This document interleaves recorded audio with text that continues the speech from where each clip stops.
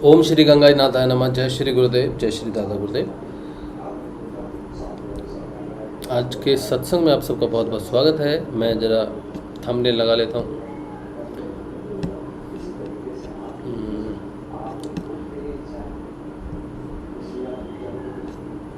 चलिए जी, शुरू करते हैं।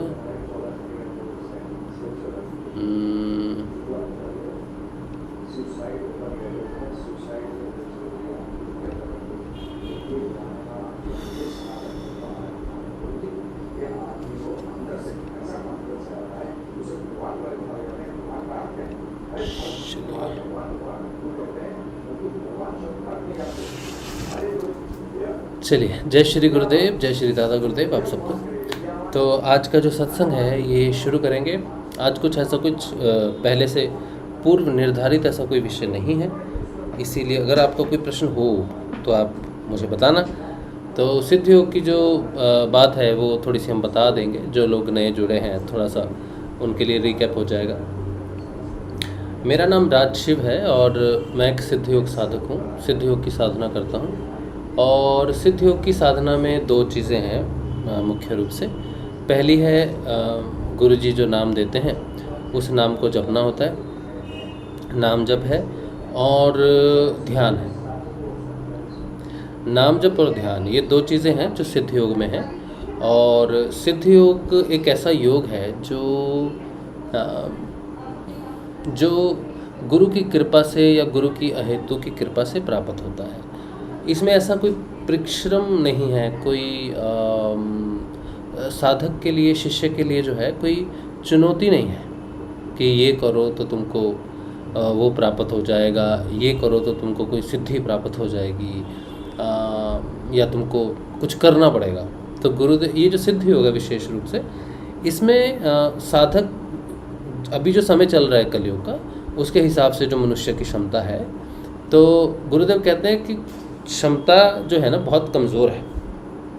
तो शिष्य को कुछ भी नहीं करना है, सिर्फ गुरुजी की आज्ञा का पालन करना है। और गुरुजी की आज्ञा की जो पालन है उसमें दो चीज़ें हैं, जैसा मैंने बताया कि गुरुजी द्वारा बताए गए नाम को जपना है और दो समय गुरुजी का ध्यान करना है। ये सिंपल है दो चीज़ें, लेकिन इसी में ही सारा बखाड़ा है। बखाड़ा मतलब इसी में सब प्रॉब्लम्स हैं। और इसमें जो सबसे बड़ी प्रॉब्लम है, मुख्य प्रॉब्लम जो है सिद्ध योग में, वो है इंटेलेक्ट, बुद्धि। आज का जो मनुष्य है वो विज्ञानी है, और विज्ञानी बुद्धि का है, तो बुद्धि बहुत उसकी चलती है। तो वो बुद्धि के आधार पर जो है वो किसी चीज़ को तर्क के हिसाब से किसी चीज़ को मानता है, मतलब कि बहुत जागरूक है, बहुत जागरूक है। आज का मनुष्य क्या बताएं, बहुत होशियार है। और ये होशियारी जो है ना वो उसकी समस्या बन गई है, क्योंकि जिसे वो होशियारी समझता है वो एक्चुअल में उसका दुर्भाग्य है कि वो होशियार है। अब जब उसे कहते हैं कि गुरुदेव जी का ये नाम जपो, है ना, गुरुजी जो नाम देते हैं ये जपो, तो उसने बहुत सारा ज्ञान इकट्ठा किया हुआ है कि हम कौन सा मंत्र है जो हमें शक्तियाँ दे सकता है, या फिर कौन सा मंत्र है जिसमें शक्तियाँ हैं। तो मनुष्य जो मंत्र को ना शक्तियों के हिसाब से देखता है कि मैं, या तो वो रिलीजन में आ जाता है कि मैं ये रिलीजन का हूँ तो मुझे अपने रिलीजन के अनुसार, अपने धर्म के अनुसार ही है जो वो नाम जपना चाहिए या वैसा करना चाहिए। या फिर वो बहुत ज़्यादा डेवलप हो गया स्पिरिचुअलिटी में, स्पिरिचुअलिटी तो नहीं कहेंगे लेकिन किताबों के माध्यम से, कि उसने जान लिया है कि ये मंत्र महान होते हैं, ये मंत्र विशेष होते हैं, इन मंत्रों में ये शक्ति होती है, इन मंत्रों में वो शक्ति होती है। तो उसने ये तो जान लिया कि मंत्रों में बहुत शक्ति है, लेकिन ये नहीं जाना कि मंत्र में जो शक्ति है वो कौन है।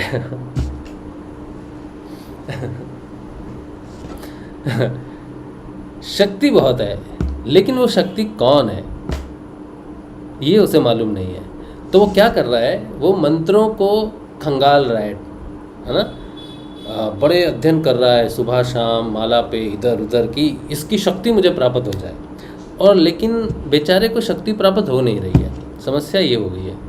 अब जब गुरुदेव आते हैं, गुरु जी कहते हैं कि बेटा देखो ये नाम जपो, ये राधा कृष्ण का मंत्र है, तो इसके जपने से जो है तुम्हें योग की प्राप्ति होगी। तो उसे यकीन नहीं होता है। बहुत सारे हैं, बहुत सारे लोग आते हैं। ज़्यादातर लोग जो है आजकल जो डिवोटीज़ हैं, जो गुरुदेव से जुड़ते हैं ज़्यादातर करके, ये गुरु जी की कृपा भी है, गुरु जी की महिमा भी है, लीला भी है, और उन लोगों का सौभाग्य भी है कि ज़्यादातर लोग जो गुरुदेव से जुड़ते हैं वो कहीं ना कहीं गायत्री से जुड़े रहते हैं, गायत्री साधना में होते हैं। और अब जब वो गुरुदेव जी से जुड़ते हैं तो उनके मन में एक प्रश्न रहता है कि अब मैं गुरुदेव से जुड़ा हूँ, गुरुदेव जी की दीक्षा दे रहे हैं, हाँ ठीक है, बहुत अच्छी बात है, लेकिन क्या मैं गायत्री साधना करता रहूँ क्या?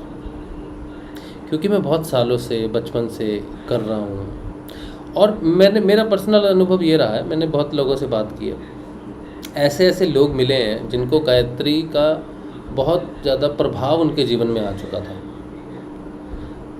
बहुत प्रभाव जीवन में गायत्री का। उन्होंने मुझे ये भी कहा कि कुछ लोग तो मतलब गायत्री जब कर रहे हैं लेकिन निर्धनता जो है वो नाक तक पहुंची हुई है, गरीबी जो है ना, दरिद्रता, वो यहाँ तक पहुंची हुई है, डूबने वाले हैं, लेकिन गायत्री का अनुष्ठान उन्होंने नहीं छोड़ा। और एक और भी व्यक्ति हैं जो कहते हैं कि गायत्री ने हमें सब कुछ दिया, मान सम्मान तो दिया, लेकिन हमें धन नहीं दिया। बहुत लोग हैं जो ऐसा कहते हैं, और शक्तियां हैं उनमें, मतलब कुछ एक साइकिक शक्ति होती है ना किसी में कि कोई काम करते हैं वो हो जाता है, दूसरे का भला हो जाता है, अपना कोई भला नहीं होता, ये भी समस्या है। अपनी उल्टी समस्याएं हो जाती हैं, अपने घर में क्लेश है। क्यों है? क्योंकि उनका जो थॉट प्रोसेस है वो बड़ा प्योर है, वो अंदर से बड़े प्योर हो गए, अंदर से बड़े क्लीन हो गए। घर वाले तो हुए नहीं या दोस्त मित्र या ऑफिस में इधर तो हुए नहीं, तो वो लोग उसका फ़ायदा तो उठाते हैं, लेकिन वो किसी का फ़ायदा नहीं उठा सकता क्योंकि उसकी नेचर वैसी नहीं है। तो बहुत सारे लोग हैं जो गायत्री साधना से आते हैं गुरु जी के पास, और ये तो मैंने कुछ जो मेरा अनुभव है लोगों के बारे में मैंने वो बताया है। गुरु जी स्वयं हमारे जो गुरुदेव हैं उन्होंने भी गायत्री की तपस्या की और उनको गायत्री की सिद्धि भी हुई। तो गुरु जी को गायत्री की सिद्धि के बाद गुरु जी ने जो कहा, तो उन्होंने कहा गायत्री ने मुझे निर्धनता के अलावा कुछ नहीं दिया। गुरु जी ने भी यही कहा। अब क्यों हुआ ऐसा? क्या गायत्री सच में निर्धन बनाती है, या फिर गायत्री तो ज़बरदस्त मंत्र है, इसमें शक्ति भी बहुत है। जैसे मैंने कहा ना, लोग शक्तियों के लिए आते हैं, फिर गुरु जी जो मंत्र देते हैं वो मंत्र नहीं करना चाहते, गायत्री भी करना चाहते हैं साथ में। तो गुरु जी ने समझाया, गुरु जी ने कहा जब मैंने गायत्री की साधना की, गुरु जी की बात बता रहा हूँ मैं आपको, गुरु जी कह रहे हैं, तो उन्होंने जब गायत्री की साधना की तो उनको मालूम नहीं था कि गायत्री की साधना क्यों करते हैं। आप में से बहुत लोगों को पता होगा गायत्री की साधना क्यों करते हैं, पढ़े लिखे हैं और समझदार भी हैं आप बहुत, तो आपको मालूम होगा कि आप क्यों कर रहे हो गायत्री की साधना। लेकिन गुरुदेव जी बड़े भोले वाले थे, हाँ, उनको नहीं मालूम था कि गायत्री की साधना क्यों की जाती है। गुरुदेव को बस जीवन में ऐसा भय प्रकट हो गया, डर लगने लग गया, एक कृत्रिम डर, एक नकली डर कि मृत्यु हो जाएगी, मर जाएंगे, क्या करें। तो उनके एक मित्र थे, गुरु जी के एक मित्र थे, ये 1968 की बात है, 1968 की बात है, समझ रहे हो। तो कितने साल हो गए? 46 साल के आसपास की बात है, 46, हाँ, उन्होंने नहीं 40 68 ना, 32 और 24 कितने हो गए देख लो, 56 साल हो गए उसमें, हाँ। तो इतने साल हो गए, इस पुरानी बात है। तो गुरुदेव जी के मित्र थे, उन्होंने कहा, श्री राम दुबे शायद उनका नाम, उन्होंने कहा जी मृत्यु भय हो गया है, तो फिर मृत्यु से तो भाई महामृत्युंजय ही बचा सकता है आपको, आप महामृत्युंजय की आराधना करो। तो गुरुदेव को बताया कि ऐसे ऐसे करना होता है, महामृत्युंजय की आराधना ऐसी है। तो गुरुदेव ने देखा बड़ा मुश्किल काम है, तो गुरुदेव ने कहा भाई ये तो नहीं होगा मुझसे, अब मार्केश, हाँ, उस समय गुरुदेव को डर लग रहा था क्योंकि मार्केश की दशा उनकी कुंडली में चल रही थी, तो वो ज्योतिष भी थे अच्छे उनके मित्र। तो उन्होंने कहा ऐसे ऐसे तुम्हारी चल रही है दशा, तो तुम महामृत्युंजय का जप करो। तो गुरुदेव ने मना कर दिया, बोले मुझसे नहीं होगा। तो गुरुदेव को कहा अच्छा ठीक है, दूसरा उपाय भी है, गायत्री की साधना कर लो। तो गायत्री के बारे में बताया कि 3 महीने में ऐसा ऐसा करना है, 1.25 लाख जप है और ऐसे ऐसे अनुष्ठान है, पूरा जिस तरह पूरा था विधि बता दी। तो गुरुदेव ने कहा, फिर उन्होंने मुझे बताया, मुझे लगा आसान ही है, 3 महीने में हो जाएगा काम। तो नियम था कि नीचे सोना है, घड़े का पानी है, अपना अलग पीना, अलग रहना है, और कुछ पालन हो गए गृहस्थ जीवन में, ऐसा कुछ। तो गुरुजी ने साधना कर ली। गुरुजी कहते सुबह उठता था, एक ही आसन में बैठता था बहुत देर तक, पैर हाथ जम जाते थे तो सुबह शाम मिला के पूरा कर लिया जब 3 महीने में।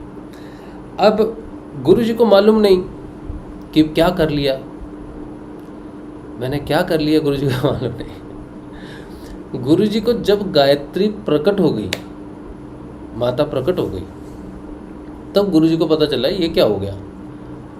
तो गुरुजी क्या देखते हैं कि उनका पहली बार ध्यान लगा। पहली बार जब गुरुजी का ध्यान लगा, वो डेट थी 1 जनवरी 1969। सुबह के समय गुरुजी उठते थे तो जाप करते थे, तो उस समय उनका पहली बार ध्यान लगा। ठीक है, हम सब लोग बोलते हैं ना कि हमारा ध्यान कब लगेगा, हमारा ध्यान कब लगेगा, तो आपको मालूम होना चाहिए आपके गुरुजी का ध्यान कब लगा। तो गुरुजी ने ऐसा बताया, लिखा हुआ है कि गुरुजी कहते मेरा पहली बार ध्यान लगा। ध्यान लग गया तो ध्यान भी कैसे लगा, ध्यान करने बैठे नहीं थे कि ध्यान करते हैं। गुरुजी कहते 3 महीने से रोज़ उठ रहा था और आदत पड़ गई उठने की, तो मैं उठ गया, बिस्तर पे बैठ गया। तो बैठ गया तो आंखें बंद कर ली और ध्यान लग गया तो गुरुजी को उससे पहले मालूम भी नहीं था कि ध्यान भी कोई चीज़, ध्यान क्या होता है। तो जब उन्होंने ध्यान किया तो उनको अपने शरीर के अंदर में एक दूधिया प्रकाश जो है वो नज़र आया। तो गुरुदेव देख रहे हैं कि मेरे अंदर ये प्रकाश कैसा हो गया है, कैसा ये प्रकाश है। तो कहते हैं मुझे तो ना हार्ट दिखाई दे रहा है, ना तिल्ली दिख रही है, ना किडनी दिख रही है, ना लीवर है, कुछ भी दिखाई नहीं दे रहा है। ये प्रकाश कैसे होगा, कहाँ गए वो सारे। अच्छा, गुरुजी मेल नर्स थे, कहीं गुरुजी ने कोर्स किया होगा मेल नर्स का। तो पोस्टमार्टम होता है ना, लोग मर जाते हैं, तो पोस्टमार्टम में डॉक्टर ले जाते हैं, देखते हैं कि हाँ भाई ये यहाँ ये ऑर्गन है, यहाँ ये ऑर्गन है। तो गुरुजी को पता है कि शरीर में कहाँ कौन सा ऑर्गन है, तो वो देख रहे अंदर, तो उनको कोई ऑर्गन दिखाई नहीं दे रहा, वो सिर्फ प्रकाश दिख रहा उनको। अब गुरुजी बड़े हैरान, बोले ये क्या हो गया। और फिर उसके बाद उन्हें अंदर एक आवाज़ सुनाई दी, तो उन्होंने आवाज़ पे कंसंट्रेट किया। अब वो आवाज़ जो है ना, वो भंवरे की तरह है। जब भंवरा करता है ना, ऐसे ऐसे करता है ना भंवरा, तो भंवरे की आवाज़ है, समझ नहीं आ रहा क्या है। तो गुरुदेव ने बोला ये कैसी आवाज़ आ रही है मेरे अंदर। तो गुरुदेव ने उस आवाज़ पे फिर कंसंट्रेट किया, तो वो आवाज़ उनको कहाँ ले गई, नाभि पर ले गई ध्यान। तो नाभि पर जाके वो जो आवाज़ है वो स्पष्ट हो गई, साफ हो गई। वो देख रहे हैं कि वो जो भंवरे की आवाज़ है उसमें गायत्री मंत्र चल रहा है। तो गुरुदेव फिर हैरान हो गए, बोले ये क्या हो गया, मैंने गायत्री मंत्र तो कंठ से जपा था, ये नाभि में कैसे चल रहा है मेरे को तो गुरुजी को देखो, वो इतने भोले हैं, उनको मालूम नहीं है कि क्या हो रहा है, क्या नाभि से क्या होना है, अंदर क्या हो रहा है, क्योंकि उनको गायत्री का मतलब मालूम नहीं था गुरुजी को। तो गुरुजी कहते उस समय फिर सुबह पानी आता था, रेलवे क्वार्टर में रहते थे गुरुदेव। तो रेलवे क्वार्टर में रहते थे, तो बच्चों ने जो है वो पानी का कल होता है ना, पानी आता है जाता है, तो खुला छोड़ दिया होगा, रात को पानी चला गया तो वो खुला ही रह गया। तो सुबह जब गुरुजी उस समय ध्यान में थे तो पानी आया, तो भौचार से आता ना, एकदम से नलके से भश भश करके पानी आता है, तो वो पानी जोर से गिरा और गुरुजी का ध्यान टूट गया। फिर गुरुजी ने देखा ये मैंने क्या देखा। अच्छा, गुरुजी ने कहा चलो फिर से कोशिश करते हैं, फिर से देखते हैं ये क्या घटना है। फिर से आंखें बंद की, ध्यान करने की कोशिश की, तो ध्यान लगा नहीं। गुरुजी ने बड़ा प्रयास किया कि नहीं देखते हैं फिर से इन्वेस्टिगेट करते हैं, लेकिन ध्यान लगा नहीं। और गुरुजी बड़े हैरान हुए। तो गुरुजी ने कहा यार मुझे तो मेरे दोस्त ने कहा था कि ऐसा ऐसा करो, तो उनको बताते हैं जाके कि ये घटना घटी आज। तो वो अपने मित्र के पास गए, उन्होंने गुरुजी ने कहा कि ये ऐसा हो गया। तो उनके मित्र ने कहा आपको तो गायत्री की सिद्धि हो गई है। गुरुजी कहते अब सिद्धि विद्धि क्या होती है हमको नहीं मालूम। तो बोले ये जो मंत्र है गायत्री, ये तो शिव जी का कीला हुआ मंत्र है, कलयुग में इसकी सिद्धि होती नहीं, इसकी सिद्धि के लिए तो बहुत विशेष गुरु चाहिए, है ना। तो ऋषि वशिष्ठ और विश्वामित्र, ऐसे दोनों गुरुओं का सम्मेल हो जहाँ एक गुरु के अंदर, वो गुरु हो, तब जाके ये चीज़ें ऐसी सिद्ध होती हैं, नहीं तो सिद्ध नहीं होती। तो कहते हैं कि शिव जी ने कीला हुआ मंत्र है, और आपको ये 1.25 लाख मंत्र आपने किया, आपको सिद्धि होगी। तो गुरु जी की समझ में आया कि फिर धीरे धीरे लोग आने लग गए गुरु जी के पास। अब जब गुरु जी ने देखा ये जो प्रकाश है ये किसी तरह से सहायता होने लगी, मतलब कुछ बोलते होंगे तो सत्य होता होगा, किसी को कोई समस्या है सॉल्व हो गई, तो इस तरह से परिवर्तन आ गया गुरु जी में। तो बहुत लोग गुरु जी के पास आने लग गए, तो कहने लगे कि चलो आप हमारे साथ जुड़ जाओ। होते हैं ना संघ, होते हैं ना, तो संघ होते हैं, तो वो कहते हैं कि हम बैठेंगे, लोग आएंगे, हम लोगों की समस्याएं सुनेंगे, फिर वो हमें पैसे देंगे, तो हमारे पास पैसा बढ़ेगा, आपके पास, आप भी तो निर्धन हो, हाँ, आपको भी पैसा मिलेगा। अब देखो गायत्री आई है, सिद्धि आई, अब लोग लाखों रुपए देने के लिए तैयार है गुरु जी को। गायत्री निर्धनता नहीं लाती है मूल रूप से, तो गुरु जी को गायत्री सिद्ध हुई तो लोग तो आए पैसे ले लेके, लो पैसे ले लो। निर्धनता क्यों आ जाती है? क्योंकि मनुष्य के अंदर जो परिवर्तन आता है ना, वो सत्य का परिवर्तन है। तो गुरु जी ने एक बार कहा, गुरु जी कहते तब मुझे समझ में आई कि गायत्री जो है ये एक प्रार्थना है, प्रार्थना है उस प्रकाश को धारण करने की, उस प्रकाश को, उस सत्य प्रकाश को, वो जगत जननी का प्रकाश है, उस प्रकाश को अपने अंदर धारण करने की प्रार्थना है गायत्री मंत्र। और जब वो प्रकाश अंदर हो जाता है तब आप प्रकाशित हो गए, आपने देख लिया क्या सोना है, क्या मिट्टी है, क्या लोहा है, तो आप कहीं पे सोना छोड़ दो, उसकी जगह लोहा उठाओ, ये तो कोई बुद्धिमता नहीं हुई।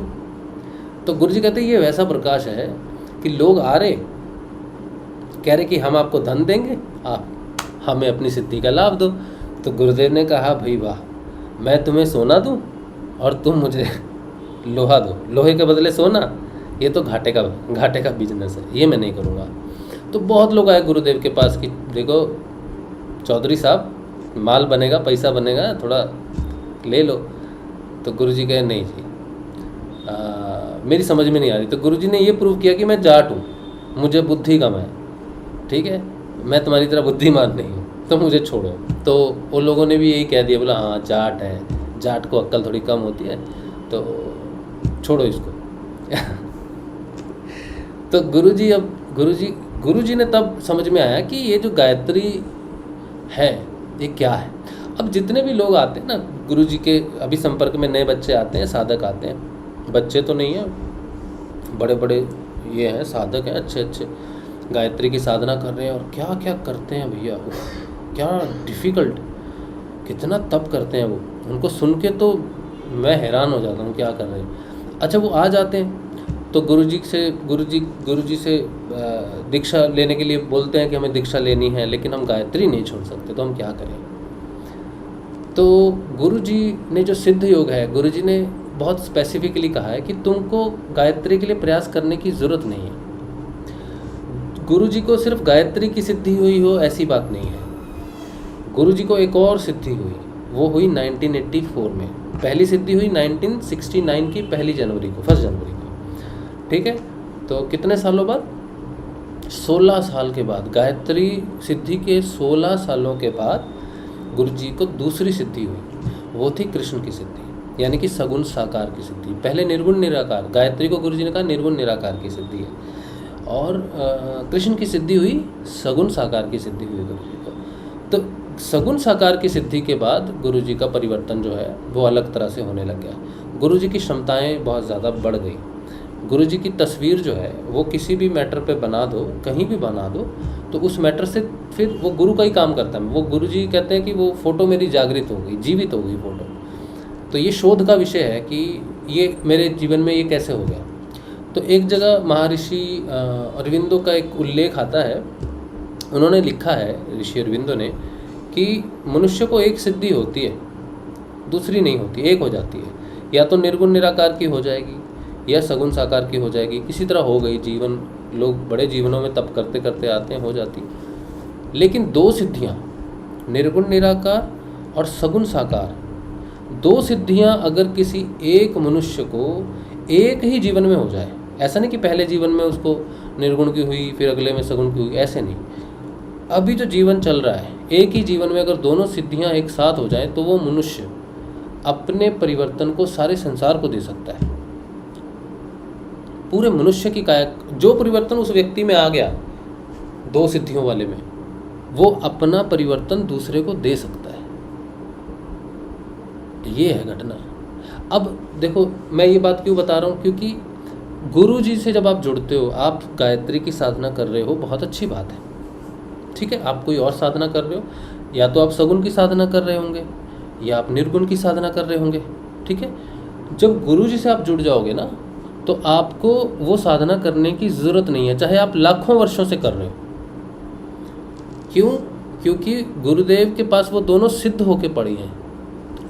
कोई भी तपस्या, कोई ऋषि मुनि तपस्या कर रहा है, चलो पहाड़ों में कर रहा है, किधर भी कर रहा है, या तो सगुण की कर रहा होगा या निर्गुण की कर रहा होगा। इसके अलावा तो, दो के अलावा तो कुछ नहीं है ना, और वो लाखों वर्षों से कर रहा है। और अगर गुरुदेव से जुड़ेगा तो कहेगा मैं लाखों वर्षों की साधना छोड़ दूँ क्या? तो गुरुदेव कहते हैं, देख बेटा, तुझे चयन करना पड़ेगा, या तो तू मेरे वाला कर ले, मैं जो मंत्र देता हूँ वो कर ले, ठीक है। अगर तुझे नहीं जचता है, नहीं मन करता है, तो तू जो कर रहा है वो करता रहे। लेकिन अगर मेरे वाला करेगा, गुरुजी कह रहे हैं, गुरुजी कहते हैं अगर मेरे वाला मंत्र करेगा तो फिर तुझे दूसरा करने की ज़रूरत नहीं है, मतलब करना नहीं तुझे, फिर तुझे मेरे वाले का लाभ नहीं मिलेगा।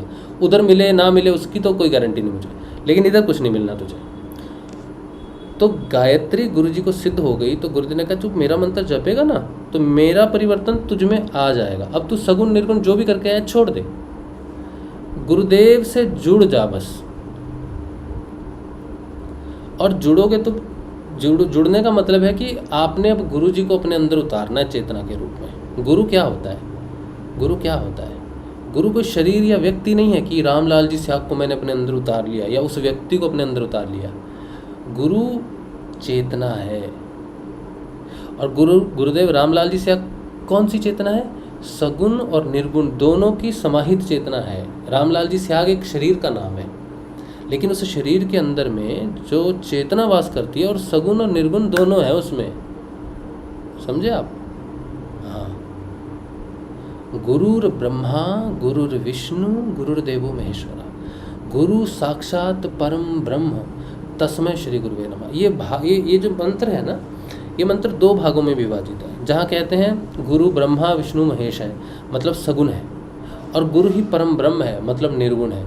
तो गुरु को तीनों वृत्तियों के हिसाब से, जो सगुण में जो कुछ भी है त्रिगुणात्मक में, गुरु उसमें है, और परम ब्रह्म भी है। तो गुरु की सही डेफिनेशन वो है, एक पूर्ण गुरु की डेफिनेशन है कि जिसमें सगुण और निर्गुण दोनों सिद्ध हों, और शिष्य को जुड़ने से उसको वो मिल जाए। तो अगर आप अपना ही करते रहोगे तो गुरुदेव वाला आपको नहीं मिलेगा। इसीलिए आप कुछ भी कर रहे हो उसको छोड़कर गुरुदेव वाला करो, और गुरुदेव को ले लो। वो तो लुटने ही आया है। रामलाल जी स्याग जो है ना, वो तो लुटने ही आए हैं। बोलते ले लो, ले लो, पर लेने का तरीका है एक। पात्र तो सीधा रखो। गुरुजी कहते किस में उडेलूं, किस में डालूं, पात्र तो सीधा होना चाहिए। अब क्वेश्चन ये आता है कि पात्र क्या है, कैसे सीधा करें। तो पात्र सीधा करने का मतलब है कि तुम जो कर रहे हो, पहले जो कर रहे थे उसको छोड़ो, और जो गुरु ने कहा है उसको एक निष्ठ धारण करो कि ये मंत्र गुरु ने कहा है। चाहे आंधी आए, तूफान आए, भूचाल आए, भूकंप आए, बाढ़ आए, सूखा आए, बिजली गिरे, आसमान गिरे, धरती फट जाए, बम गोला गिर जाए, ये हो जाए, बीमारी आए, मृत्यु आए, यमराज आए, देव आए, देवी आए, नारद आए, विष्णु आए, शिव आए, इंद्र आए, ब्रह्म आए, कोई भी आए, आपने टस से मस नहीं होना है। आपको सिर्फ एक गुरु मंत्र के अलावा और गुरु के ध्यान के अलावा किसी को नहीं देखना है। गुरु आ गया तो सब आ गया, गुरु को पा लिया तो सबको पा लिया। सब कुछ गुरु में है, या तो सब कुछ सगुण के रूप में है या निर्गुण के रूप में है। जब आपने सभी गुरु के रूप में सगुण निर्गुण दोनों की पाले, तो कहाँ इंद्र बचा, कौन देव कौन देवी बची, कौन शस्त्र बचा? कुछ शास्त्र अस्त्र कुछ भी नहीं बचा। और मैंने जो कहा है कि कुछ भी हो जाए जीवन में, कितनी भी समस्या आ जाए, अडिग रहना। जो अपने प्राणों को गुरु के चरणों में रखता है वो नहीं मरता, नहीं मरता। गुरु तक पहुंचने की क्षमता काल में है ही नहीं, क्योंकि गुरु कौन है? अकाली है, अकाली है गुरु। काल नहीं पहुंचता वहां तक, तो मृत्यु तो काल में बंधी हुई है ना। अकाल में जाएगी तो खुद ही अकाल हो जाएगी, तो खुद ही मृत्यु का खुद का अस्तित्व खत्म हो जाएगा गुरु के पास जाके, तो नहीं जाती वो। गुरु का घर है ना, उसके अंदर मृत्यु प्रवेश नहीं कर सकती, क्योंकि अगर मृत्यु प्रवेश कर गई तो मृत्यु का अस्तित्व खत्म हो जाएगा। समझे? तो सोचो, अब किसी की मृत्यु आई है और वो गुरु की शरण में चला गया, अब कैसे आई मृत्यु? नहीं आएगी, नहीं आएगी, बिल्कुल नहीं आएगी। कुछ दिन पहले मैं टीवी देख रहा था। टीवी में बड़ी अच्छी कहानी चल रही थी। एक बार क्या होता है, कहाँ सुन रहा था मुझे याद भी नहीं, पता नहीं, किसी ने शायद हमारे सत्संग ग्रुप में शायद दिया था। हाँ, सत्संग ग्रुप में दिया था किसी ने, सत्संग ग्रुप में। जो लोग सत्संग ग्रुप में नहीं हैं, या जो सत्संग ग्रुप में हैं भी, जिन्होंने नहीं देखा होगा, वो वीडियो था बड़ा अच्छा। उसमें वो बता रहे हैं कि लिखा हुआ था, पता नहीं, एक व्यक्ति है और व्यक्ति जो है वो बड़ा पापी है। पापी तो सभी हैं लेकिन उसके जीवन में 1 घंटा ऐसा है जहाँ पर वो सत्संग में चला जाता है, या किसी सिद्ध महात्मा जो होते हैं, जैसे गुरुदेव रामलाल जी स्याग, बाबा गंगाई नाथ जी, ऐसे संत, तो उनके यहाँ चला जाता है और 1 घंटा उनसे वार्तालाप करता है। जीवन में उस 1 घंटे के अलावा उसके पास कुछ भी ऐसा नहीं है जो उसे ऊर्ध्व गति दे सके। तो संत महाराज कहते हैं, देख बेटा, अब तू आया है तो तुझे सत्य बता दे रहे हैं कि कुछ दिनों बाद तेरी मृत्यु हो जाएगी। तो मृत्यु हो जाएगी तो यमराज के पास जाएगा ना, तो यमराज तेरे कर्मों का लेखा जोखा करेंगे। तो तू उनसे पहले, वो कहेंगे पहले कौन सा लेखा भोगना है तेरे को, अच्छा वाला या बुरा वाला? तो बोलना अच्छा वाला।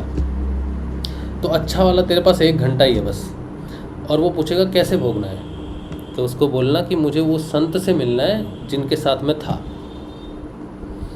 बस ये कह के आ जाना। तो वैसा ही हुआ, उसकी मृत्यु हुई, वो गया यमराज के पास। यमराज ने कहा, भाई क्या है, 1 ही घंटा है तेरे पास पुण्य का, पहले भोगना है तुझको? बोला हाँ। तो बोला तू क्या करेगा उस 1 घंटे के लिए? बोला उसी संत के पास लेके चलो जिसके साथ मेरा वो 1 घंटा है। तो गया संत के पास, तो संत जी को बोला, संत जी आपने जो कहा था बिल्कुल सही है, मैं उसी 1 घंटे के लिए आपके पास आया हूँ। तो बोला हाँ हाँ हाँ, आ जा, बैठ जा। तो बोला अच्छा। तो बैठा, तो बोला क्या करना है? बोला कुछ भी नहीं करना, बस बैठा रहे, जब तक यहाँ बैठा रहेगा तब तक कुछ करने की ज़रूरत नहीं। बोला वो तो यमराज तो बाहर खड़े हैं, दूत बाहर खड़े हैं, वो तो ले जाएंगे। बोला तू बैठ वो अंदर आएंगे ही नहीं। तो वो बैठा रहा। तो गुरु की शरण में बैठा रहा, और यमदूत बाहर खड़े प्रतीक्षा कर रहे हैं, ये तो बाहर ही नहीं आ रहा। भाई मिलने की बात थी, मिल लिया, हो गया, आ जा बाहर, नहीं आ रहा। तो यमदूत जो है वो बाहर चले गए वापस यमराज के पास, कि वो तो बाहर ही नहीं आ रहा, गुरु जी के वहाँ बैठ गया जाके। तो यमराज ने कहा, भाई वहाँ जाने की क्षमता तो हमारी भी नहीं है, तो छोड़ दो उसको। वो गुरु के पास चला गया ना, उसको छोड़ दो। तो ये बस छोटी सी कहानी थी, लेकिन ये इसमें है, ये मर्म है, इसमें रहस्य है कि गुरु वो चेतना है जिसके संपर्क में आने से जो है अकाल हो जाता है व्यक्ति, काल के अधीन नहीं रहता, उसकी चेतना जो है काल के अधीन नहीं रहती। तो गुरु जो है, गुरु कौन है? गुरु कोई शरीर नहीं, व्यक्ति नहीं है। तो जो भ्रम होता है ना नए साधक का, वो ये होता है कि मैं किसी व्यक्ति का ध्यान क्यों करूं। ये है बुद्धिमानी, ये है मुसीबत, ये है मुश्किल, ये है दुविधा। तो आपको गुरु जी का जो नाम दिया है उस शब्द में, जैसे गुरु का शरीर, जैसे रामलाल जी से आगे उनका एक शरीर है, उसके अंदर मैंने कहा ना एक चेतना वास करती है जिसे हम परम ब्रह्म की चेतना कहते हैं, या निर्गुण निराकार और सगुण साकार दोनों का एकाकार जो है भगवान गुरुदेव के शरीर में है। अब वो शरीर तो चला जाएगा एक दिन, तो चेतना कहाँ जाएगी? शरीर जब, अभी तो गुरुजी को देख, जब गुरुजी जीवित थे 2017 तक तो देखते थे हाँ ये हैं गुरुजी। अब 2017 में तो गुरुजी ने शरीर छोड़ दिया, अब वो कहाँ गई चेतना? दोनों हवा में, किसके पास जाएं? तो गुरुजी ने दो चीज़ें कही। तो गुरुजी कहते हैं जो नाम जब मैं देता हूँ उस नाम को जपो, उस नाम से ही तुम चेतन हो जाओगे। तो वो जो शब्द गुरुजी देते हैं ना, उस गुरुजी ने इस बात को बताया भी है। वो रेफरेंस देते हैं महर्षि अरविंदो की, कहते हैं कि ऋषि अरविंदो ने कहा है कि कोई भी गुरु जब अपने शिष्य को कोई दीक्षा देता है, मंत्र की देता है, उपनिषदों की देता है, गीता की देता है, उपनिषद किसी की भी देता है, तो उसमें वो जो शब्द देता है अपने शिष्य को, उस शब्द में गुरु की चेतना वास करती है, उसकी आवाज़ में वो शक्ति होती है। तो गुरुजी पहले कहते थे मेरी आवाज़ रखो साथ में, मेरी, अभी तुम बात सुन रहे हो ना, तुम्हें मालूम नहीं चलेगा कि क्या घटना है, लेकिन जब तुम ध्यान करोगे ना तब तुम्हें पता चलेगा कि क्या घटना हो गई है। तो गुरुजी कहते थे आवाज़ बहुत महत्वपूर्ण है, और गुरुजी की तस्वीर भी अभी जीवित होगी। तो गुरुजी को ये भी अनुभव गुरुजी ने खुद नहीं बताया कि मेरी तस्वीर जीवित है, मेरी तस्वीर का ध्यान लगता, गुरुजी ने नहीं बताया किसी को, बल्कि ये घटना घटने लग गई। कुछ लोग ऐसे थे, तो गुरुजी क्या करते थे, दीक्षा जब देते थे, अभी तो आप ऑनलाइन ले लेते हो दीक्षा, वीडियो कहीं भी सुन लो गुरुदेव जी का, आपकी दीक्षा हो जाती है। लेकिन ये 1990 के आसपास, 90 नहीं 98 के आसपास की बात होगी, 95, 96, 98। उस समय तो गुरुजी दीक्षा CD वीडी में नहीं देते थे, इंटरनेट तो था ही नहीं उस समय, था भी तो बहुत कम, लेकिन उस समय CD बनती थी। CD भी बहुत बाद में आई बननी, तो TV वीवी में भी आता। तो गुरुजी क्या करते थे कि जो आएगा दीक्षा लेने के लिए उसी को देंगे। तो जो आते थे दीक्षा लेने तो गुरुजी की फ़ोटो ले जाते थे उस समय, और तो कोई तरीका नहीं है, तो लिखा रहता था, वो एक पर्चा मिलता था, पर्चे पे गुरुजी का मंत्र लिखा रहता था, तो आने वाले ले जाते थे। लेकिन गुरुजी कहते थे देखो भाई, तुम ना अपने घर वालों को मत बताना जाके अपने मुंह से, ठीक है, मेरी आवाज़ में ही सुनना पड़ेगा। ये तब की बात है, अभी तो ओपन कर दिया गुरुदेव ने। तो एक बार कोई था बहुत बीमार था, उसको एड्स था, वो आखिरी स्टेज पे था हॉस्पिटल में। तो गुरुजी के एक शिष्य थे गंगाराम जी, तो उन्होंने गुरुजी की फ़ोटो दे दी अपने मित्र को, ठीक है, बद्री था शायद उनका नाम। तो उन्होंने कहा ये तू फ़ोटो का ध्यान कर ले, क्या पता ठीक हो जाए, तू गुरुजी की फ़ोटो का ध्यान कर ले। तो वो व्यक्ति ने गुरुजी की फ़ोटो का ध्यान किया, ना उसके पास मंत्र है ना कुछ है, अब वो ठीक होने लग गया। तो ऐसे बहुत सारे केस होने लग गए। तब गुरुजी ने कहा कि फ़ोटो का जो रहस्य है वो इसलिए है कि मेरी फ़ोटो से भी ध्यान लग रहा है। तो कोई व्यक्ति अगर शरणागत हो जाए, गुरु के शरण में आ जाए कि गुरुजी शरण में ले लो, तो वो गुरुजी से जुड़ जाता है, और जो गुरुजी से जुड़ जाता है वो फिर उस चेतना से जुड़ जाता है जिसे हमने परम ब्रह्म की चेतना की है। गुरुजी कहते हैं जब कोई व्यक्ति बीमार हो जाता है ना, बीमार क्या होता है, क्यों होता है कोई व्यक्ति बीमार, सोचो किसी कोई अंग जो है वो बीमार हो गया, तो गुरुजी कहते हैं कि सहस्रार में हमारी वो चेतना है परम ब्रह्म की, जिससे ये पूरा शरीर कनेक्टेड रहता है। यहाँ से डॉक्टर टीका लगा देते हैं, काट देते हैं कनेक्शन, तो नीचे सारा सुन्न हो जाता है काम। तो हमारी मुख्य चेतना जो है वो सहस्रार में ऊपर सिर में है। तो जब इससे परम ब्रह्म से नीचे का जो हिस्सा है माया जगत का, वो हिस्सा जब कनेक्शन जब टूट जाता है ना, तो वो अंग खराब हो जाता है। लेकिन अगर उसका कनेक्शन फिर से जोड़ दिया जाए परम ब्रह्म के साथ, तो वो फिर से ठीक हो सकता है। तो बीमारी क्या है, परम ब्रह्म या भगवान से दूर होने की बात है, अलग होने की बात है, अंधकार में जाने की बात है। अंधकार में जब डूब जाते हैं तो खत्म। तो आप मेरा ध्यान करो, जब लोग मेरा ध्यान कर रहे हैं तो बीमारियां ठीक हो रही हैं। क्यों ठीक हो रही हैं, ये रहस्य है। गुरुजी ने बहुत जगह बताया भी है रहस्यों को, लेकिन ये शिष्यों पर छोड़ दिया, वैज्ञानिकों को पर छोड़ दिया कि क्यों तस्वीर के ध्यान से बीमारियां ठीक होने लग जाती हैं। तो गुरुजी ने कहा देखो अब ये बीमारियां ठीक होने लग गई, लोग ध्यान करने लग गए, नाम जपने लग गए, ठीक होने लग गए, तो गुरुजी के साथ जुड़ने लग गए बीमारियों के कारण। तो गुरुजी ने कहा ये अब ठीक हो रहे हैं, वो चेतना के कारण हो रहे हैं, जुड़ने के कारण हो रहे हैं, नाम जप और ध्यान के कारण हो रहे हैं, लेकिन मेरा मुख्य काम तो मैं रोग ठीक करने थोड़ी आया। मेरे को जो सिद्धियाँ हुई, मेरे अंदर जो परिवर्तन आया, मैं जो दीक्षा दे रहा हूँ, वो दीक्षा तो मैं बीमारी के ठीक होने के लिए नहीं दे रहा, बीमारी ठीक हो रही है उसका कारण अलग है क्योंकि आप उस चेतना से जुड़ रहे हो जो चेतना जागृत चेतना है, और आपके अंदर भी वो उस कनेक्शन को सॉल्व करने लग जाती, ठीक करने लग जाती, तो बीमारी ठीक हो जाती है, कैंसर वैंसर ये सारी बीमारियाँ। लेकिन गुरुदेव ने कहा जब तुम उससे जुड़ोगे ना तो जो मुझ में है वो तुमको प्राप्त हो जाएगा, तुमको प्राप्त हो जाएगा। तो आप अगर गायत्री की साधना करके आ रहे हो ना तो आपको गायत्री तो चाहिए ना, आप साधना क्यों कर रहे हो? गायत्री के लाभ सिद्धि के लिए तो कर रहे होगे ना कि गायत्री माँ का आशीर्वाद हो, तो आप गुरु जी से जुड़ जाओ। इसका लाभ ये होगा कि गायत्री जो निर्धनता देती है, जो सत्य अंदर जागृत हो करती है, जो प्रकाश अंदर करती है, जिससे तकलीफ होती है भौतिक जगत में कलयुग में, उस तकलीफ से आपको नहीं गुजरना पड़ेगा। गुरुदेव से जुड़ जाओगे ना तो आपको भौतिक सुख भी मिलेगा और आध्यात्मिक उन्नति भी होगी जो गायत्री माता देती है। ठीक है, तो तुमको लाभ होगा दोनों चीज़ों का। तुमको डरने की जरूरत नहीं है कि गायत्री छोड़ रहे, गायत्री स्वयं गुरुदेव के रूप में तुम्हारे पास पहुंच जा रही है, इसीलिए छोड़ नहीं रहे। सिर्फ तुम गुरुदेव से जुड़ जाओ तो तुम्हें सगुण रूप में कृष्ण भगवान और निर्गुण निराकार रूप में वो प्रकाश जिसे गायत्री कहते हैं दोनों मिल जाएंगे। ठीक है, अब ये बात है ना, तो जितने भी लोग आते हैं गायत्री साधना करने वाले, ज़रूरत नहीं है बच्चों, ठीक है, ज़रूरत नहीं है आपको गायत्री की अलग से साधना करने के लिए। अब दूसरा प्रश्न आज एक गुरु बहन ने पूछा था, बहुत लोग पूछते हैं, आज उस प्रश्न को मैं फिर से रिपीट कर रहा हूँ। उन्होंने कहा था कि वो शायद एकादशी, कोई गुरु भाई थे पता नहीं कौन, उन्होंने कहा कि एकादशी का व्रत करते हैं। ठीक है, तो अब क्या गुरु जी से जुड़ने के बाद क्या एकादशी का व्रत छोड़ना पड़ेगा? अब कोई एकादशी का व्रत करता है, कोई अलग अलग व्रत करते हैं ना सब लोग, तो औरतें तो ज़्यादा करती हैं व्रत, उनका तो विश्वास होता है घर में सुख शांति बनी रहे, तो व्रत करती हैं, करना भी चाहिए।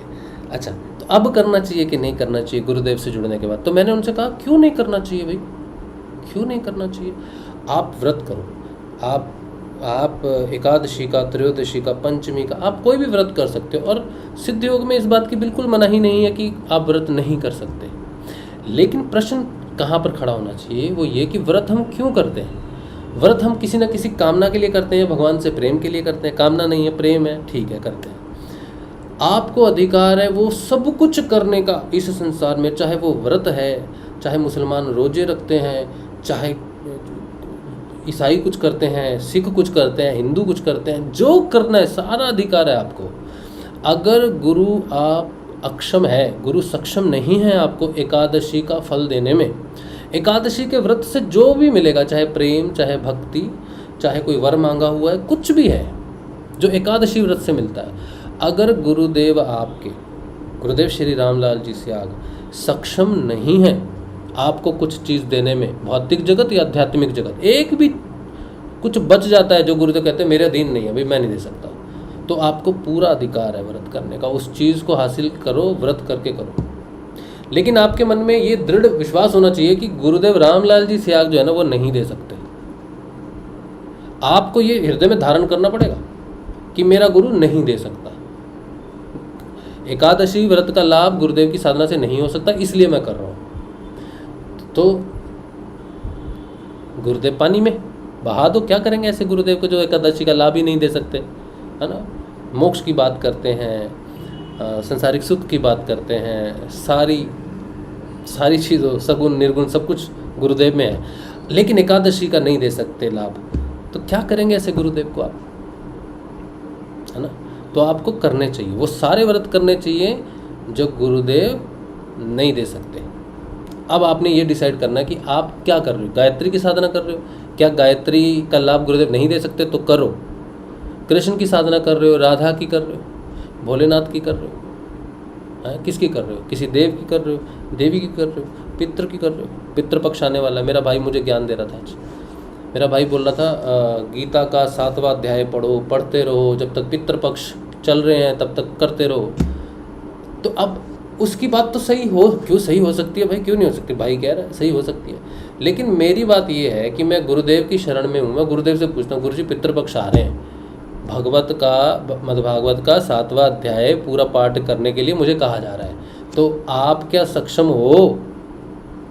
उस लाभ को देने के लिए आपका सिद्ध योग, आपका मंत्र, आपका ध्यान क्या मुझे ये लाभ दे सकता है कि मेरे पितरों को शांति मिले, या फिर मैं भागवत का 7वां पाठ इसलिए करूं कि मेरे पितरों को शांति मिले? जवाब दो। तो गुरुदेव ने क्या जवाब दिया होगा मुझे? गुरुदेव ने बोल के जवाब तो नहीं दिया, तो मैं जानता हूँ ना। गुरुदेव ने जब कहा कि मुझ में निर्गुण भी है, मुझ में सगुण भी है, तो पितृ कहाँ बचे? किस लोक में है पितृलोक? जो गुरु की रेखा से बाहर है क्या? गुरुदेव रामलाल जी स्याग की रेखा से बाहर है क्या पितृलोक? क्या गुरुदेव की नहीं चलेगी पितृलोक में? नहीं चलेगी? कोई लिख के दे दे, यकीन दिला दे कि नहीं चलेगी, तब हम छोड़ देंगे। गुरुदेव जी नमस्कार, टाटा बाय बाय। हम तो वही करेंगे जो हमारे पितरों को जिस तरह से लाभ दे। अब जिसकी जैसी बुद्धि, मति और विश्वास होता है वो उसी के आधार पर चलता है। तो मुझे ऐसा लगता है कि मेरे गुरुदेव सब चीज़ में सक्षम है, मुझे कुछ नहीं करने की ज़रूरत, कुछ भी नहीं करने की ज़रूरत। चाहे पितृलोक चल रहा है, चाहे पितृपक्ष चल रहा है, चाहे उत्तरायण चल रहा है, दक्षिणायन चल रहा है, एकादशी है, पंचमी है, रात के 12 बजे है, राहु काल है, केतु काल है, चंद्र काल है, ग्रहण काल है, ये काल है, अभिजीत काल है, राहु मुहूर्त है, बुध मुहूर्त है, सूर्य मुहूर्त है, आज का दिन अच्छा है, कल का खराब है। हमको इससे कुछ भी फर्क नहीं पड़ता है। कोई उपाय, कोई ग्रह, कुछ भी हमको नहीं लगता कि हमको कुछ ऐसा करने से मिल जाएगा जो गुरुदेव नहीं दे सकते। जब मेरे पिताजी राजा हैं सृष्टि के, पूरी सृष्टि, पूरे ब्रह्मांड के सगुण निर्गुण में मेरे पिताजी राजा हैं, और उन्होंने कहा है कि जो मुझ में है, जो मेरा है, वो तेरा है, तब हम भिखारियों की तरह क्यों इधर उधर जाएं?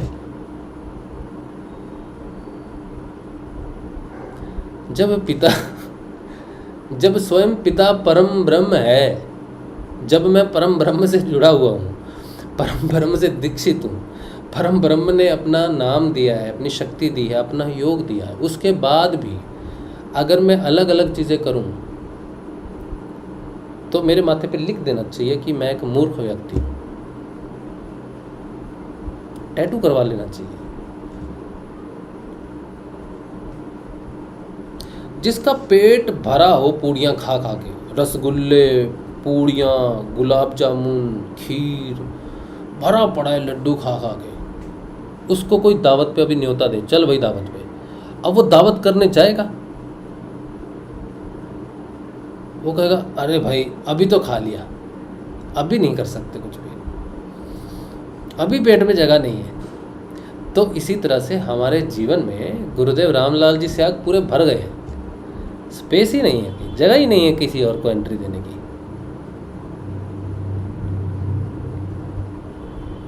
बड़ी सीधी सी बात है, बड़ी सिंपल सी बात है कि गुरु कौन है ये जानकारी नहीं है। कल एक फिल्म देख रहा था, कल परसों फिल्म देख रहा था, एक फिल्म थी आदि शंकराचार्य की, शायद मैंने बताया था आपको, नहीं बताया होगा, पता नहीं बताया कि नहीं। तो आदि शंकराचार्य की फिल्म देख रहा था, संस्कृत थोड़ी सी हम सीख रहे हैं तो संस्कृत में फिल्म देख रहे थे। वो मूल रूप से संस्कृत में है फिल्म, लेकिन हिंदी में भी मिल जाएगी आपको। तो शंकराचार्य जी के पिताजी जो है वो गुजर जाते हैं बहुत कम उम्र में। तो जब उनके पिताजी गुजरते हैं तो वो बड़े अच्छे संत हैं, अपने बेटे को बोलते हैं कि बेटा जाने का समय हो गया। तो बोले क्यों जा रहे हो बेटा? ये कहते हैं शरीर नाशवान है, लेकिन परम ब्रह्म के पास जा रहा हूँ, जो मेरा मूल घर है, जहाँ नाश नहीं होता किसी चीज़ का, वहाँ जा रहा हूँ। तो शंकराचार्य को बचपन से ज्ञान है। तो जब उनके पिताजी की मृत्यु होती है तो मृत्यु आती है उनके पास, मतलब एक फिजिकल बॉडी में वो बच्चे के रूप में मृत्यु उनके साथ रहती है, और साथ में ज्ञान भी आ जाता है। ज्ञान और मृत्यु ये दोनों फिजिकल बॉडी में शंकराचार्य के पास आते हैं। अच्छा, तो ये दोनों उनके मित्र बन के रहते हैं। अब शंकराचार्य पाठशाला में जाते हैं, पाठशाला में जाते हैं तो मास्टर जी कहते हैं अरे शंकर चलो आओ बैठो, और साथ में वो दोनों भी हैं। तो वो दोनों मास्टर जी के पास जाते हैं, बोले तुम्हारा नाम क्या है? तो बोले मैं मृत्यु, और बोला ये ज्ञान। बोले ओ अच्छा, हाँ तो बोले लेकिन मृत्यु और ज्ञान का तो शरीर नहीं होता है। चलो ठीक है, तुम्हारा नाम किसी ने रख दिया है तो रख दिया, जाओ बैठो। तो ज्ञान जाता है, बैठता है शंकराचार्य जी के पास और कहता है कैसे लोग हैं, मृत्यु का कोई शरीर होता है? कैसे भ्रमित लोग हैं कि शरीर को देकर धोखा खा रहे हैं कि तुम्हारा नाम किसी ने मृत्यु रख दिया। मैं कह रहा हूँ मृत्यु, याद दिला रहा हूँ उसको, लेकिन वो कहता अरे अच्छा चलो किसी ने नाम रख दिया तुम्हारा। तो वो कहने का मतलब है कि संसार जो है ना, मृत्यु को सत्य नहीं मानता कि मृत्यु है। फिजिकल बॉडी में वो सामने आते हैं कि मैं हूँ, मतलब एग्जिस्टेंस दिखा रहे हैं अपनी। लोग तो मानते नहीं ना, जैसे उन्होंने कहा कि इनका तो कोई शरीर नहीं होता, तो मनुष्य मानता नहीं है। अगर सोचो आपने कितना भी जीना है, आप सोचो 1000 साल जियोगे, ठीक है। आप पैदा हुए, पैदा होते ही आपके सामने आपको वो दिख रहा है शरीर रूप में। तो आपने पूछा कौन है, तो उसने कहा मैं मृत्यु। तो बोला मृत्यु? बोला हाँ। बोला मृत्यु तो फिजिकल बॉडी में नहीं होती, फिजिकल शरीर में नहीं आता है, तुम तो शरीर नहीं है तुम्हारे पास। तो मृत्यु कहेगी चलो मैं शरीर में नहीं हूँ, फिर भी मैं तुम्हारे साथ रहूँगा, क्या तुम मुझे याद रखोगे कि तुम्हारी एक दिन मृत्यु होगी, मैं तुम्हें वरण करूँगा, मैं करूँगी, तुम तो भूल जाओगे। तो वो फिजिकल बॉडी इसलिए शंकराचार्य के साथ दिखाई गई कि शंकराचार्य को रियलाइजेशन था कि एक दिन मृत्यु जो है वो वर्ण करेगी। जैसे उसके पिताजी की जब मृत्यु होती है ना, तभी उसको ये ज्ञान हो जाता है कि मृत्यु होती है। तो उसके पास ये दोनों जो आते हैं, ये दोनों साइकोलॉजिकली हैं एक तरह से। छोटे से बच्चे को ज्ञान हुआ, इसलिए ज्ञान आया। किसका ज्ञान हुआ? मृत्यु का ज्ञान हुआ कि मृत्यु हो जाती है। ये उसके पिताजी कहते हैं कि ये जो जगत है ना बेटा, ये अस्थिर है, मतलब शाश्वत नहीं है, मतलब नष्ट हो जाएगा, और जहाँ मैं जा रहा हूँ वो शाश्वत है। तो ये दोनों चीज़ें एक साथ आई, ज्ञान और मृत्यु का बोध कि ये शरीर नष्ट हो जाएगा एक दिन। लेकिन लोग नहीं मानते, तो वो कहते हैं शिक्षक हैं लेकिन लोग नहीं मानते। तो मैं किस बात पे बात कर रहा था पता नहीं। तो ये जो साधना है आपकी, मुझे पता नहीं है मैं कहाँ से आ रहा हूँ, किस बात में किधर गया था और किधर आया। हाँ, मेरा कहने का मतलब है कि गुरु जी के जो गुरु जी से जुड़ेगा ना, रामलाल जी स्याग से जुड़ेगा ना, उसको चिंता करने का विषय नहीं है कि कौन सा पक्ष चल रहा है। आप नाम जो है ना, गुरुदेव ने जो नाम दिया ना, आपके सोते जागते खाते पीते लैट्रिन बाथरूम सब समय आपके अंदर वो नाम चलता ही रहेगा, वो बंद ही नहीं होगा। आप दूसरा अनुष्ठान कैसे करोगे? अंदर आपके कुछ चल रहा है, बाहर आप कुछ अनुष्ठान कर रहे हैं। जब अंदर अलग है बाहर अलग है, तो आपका अनुष्ठान में आपको सक्सेस मिलेगी नहीं, सफलता मिलेगी ही नहीं।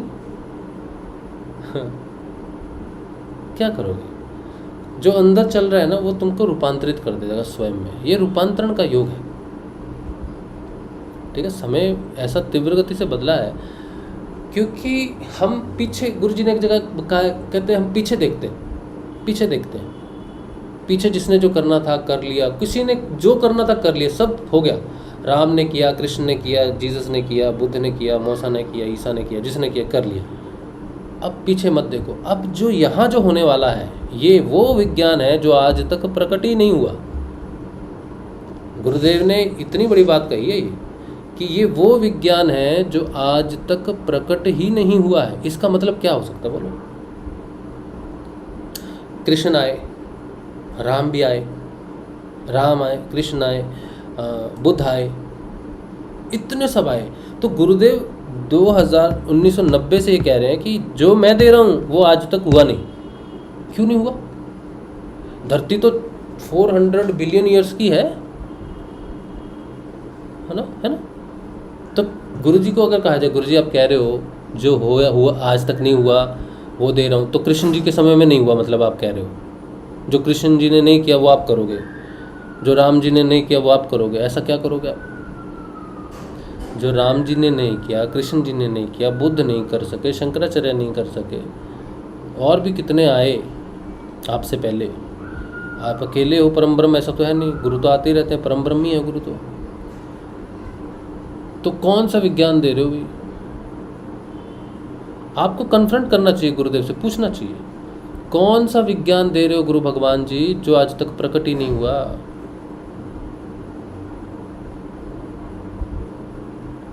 पता है अब ये जो विज्ञान है ना, जैसे जैसे हम लोग महाभारत को जानने के लिए एक ग्रंथ पढ़ते हैं, महाभारत, रामायण को पढ़ते हैं जानने के लिए, दंत कथाएँ हैं, लोक कथाएँ हैं, पुराण हैं, और बहुत सारी चीज़ें हैं जो जो बढ़ती गई, बताती गई, ये परिवर्तन हुआ, ये परिवर्तन होगा। गुरुजी जो दे रहे हैं, जो परिवर्तन जो दे रहे हैं, अब ये आज जो हो रहा है वो गुरुदेव दिख नहीं रहा किसी को भी। गुरुजी कहते हैं ये विज्ञान आज तक प्रकट नहीं हुआ, तो हमें समझ तो आए क्या है, तो नहीं हो रहा ना।